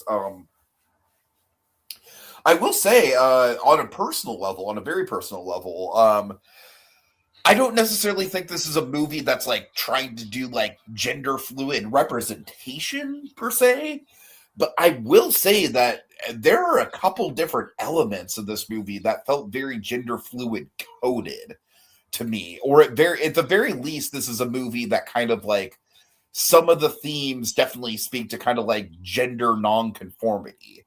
So for me, that was very validating. I definitely really appreciated that element to the movie. There's a robot named Mickey, and it's a really interesting casting choice here, where the mother and the father of the girl are let's see, it's fuck. Who is the mother? Paragon, help me out. Natalie Portman, and Mark Ruffalo are the mother and father, and the voice of the robot is both Natalie Portman and Mark Ruffalo at the same time, which I think is really interesting. So That's the thing is that Dragon. I feel like I'm doing a bad job explaining this movie, but really the movie is kind of like it's just one of those things where it's like, yeah, take it on its own terms. Like there's this family of people with rainbow suits that fucking time travel all over the place, and the little kid just wants to see dinosaurs, and that's why he sneaks out. And but I think one of the coolest things about it is that there's the world building is just kind of implied. Like for example, when he goes back in time, it's still like I think it's like the 2080s, something like that, like 2080 something. So, it's still a distant future from us. And one of my favorite world building things is when the girl goes to school, all the different classrooms are basically like these almost like these holodecks of different like environments. Like there's one with dinosaurs, there's one that's like basically a big immersive planetarium, stuff like that. So I really like the fact that they work in a lot of just future technology, a lot of like the use of robots and stuff, and they don't really overly explain it. I think the plot is both simple and a little bit undefined at the same time. Like I don't love this, but I really respect the heck out of it. That's kind of where I'm landing on it. And Colby, you're right; it does have a Luca vibe as well. I'll sign off on that. All right. So, Dragon, I feel like we're ending this a little bit early, but I think we did a good job going through everything. Do you have the best and worst? Well, best, I think it's between. I mean, The Rip was really good, but I also really enjoyed The Luckiest Man in America, so I'm kind of leaning towards that. Okay, fair enough. I mean, worst. Actually, yeah. What do you got for? Did we go back and forth? Go ahead. What's your worst? Okay, I mean, honestly, look, it's gonna be really petty if I just say like The Running Man was worse, but it was barely. That is not a. I mean, it's got its upsides, but it's not a great movie. I would. I'm saying it's not. I know it's not great. I'm just saying it's it's just it's okay. But in your book, you dread your worst fear is mediocre. So I don't know what to tell you. And so I guess by default, The Running Man, maybe. I mean, it didn't stick with me, so probably. I mean, Mad Prop doesn't have a lot to it, but it's not bad. It's just it's just fun. Sure. So, All right, for me, best, like absolutely unequivocally, without a doubt, The Secret Agent. Fucking love that movie. That movie would probably be in my top 10 if we did the top 10 before I saw it. The worst, oh man, I mean, Dragon, I honestly think Is This Thing On is probably like technically a better movie than Primate, but I also think it's probably more forgettable. So it's very much in that realm of The Running Man, where it's like it's not technically like a bad movie. It's not like I do think it's a better movie than The Running Man, but it's not great. So I'll go ahead and say Is This Thing On? But again, I just overall very solid month. I mean, I don't know, maybe Dead Man's Wire, just because Dead Man's Wire is like it was effective and it was in what it was trying to do, but it's also not really a movie that I'm probably ever going to see again. But it also had a really good Bill Skarsgård performance. So I don't know, Dragon. I mean, if you and I both want to call it a wash, as far as like there's no real bad movies this month, I'm okay with that. Okay, let's just call it a wash. Let's call it a wash. January. Right? Fuck you. It's okay. Yeah, I'll do that at the end. All right. So big thanks to Keeper Colby, Togias Anime Fan, and Little Blue Productions for joining us in the comments. This has been a lot of fun. All right, folks. We've waxed on long enough.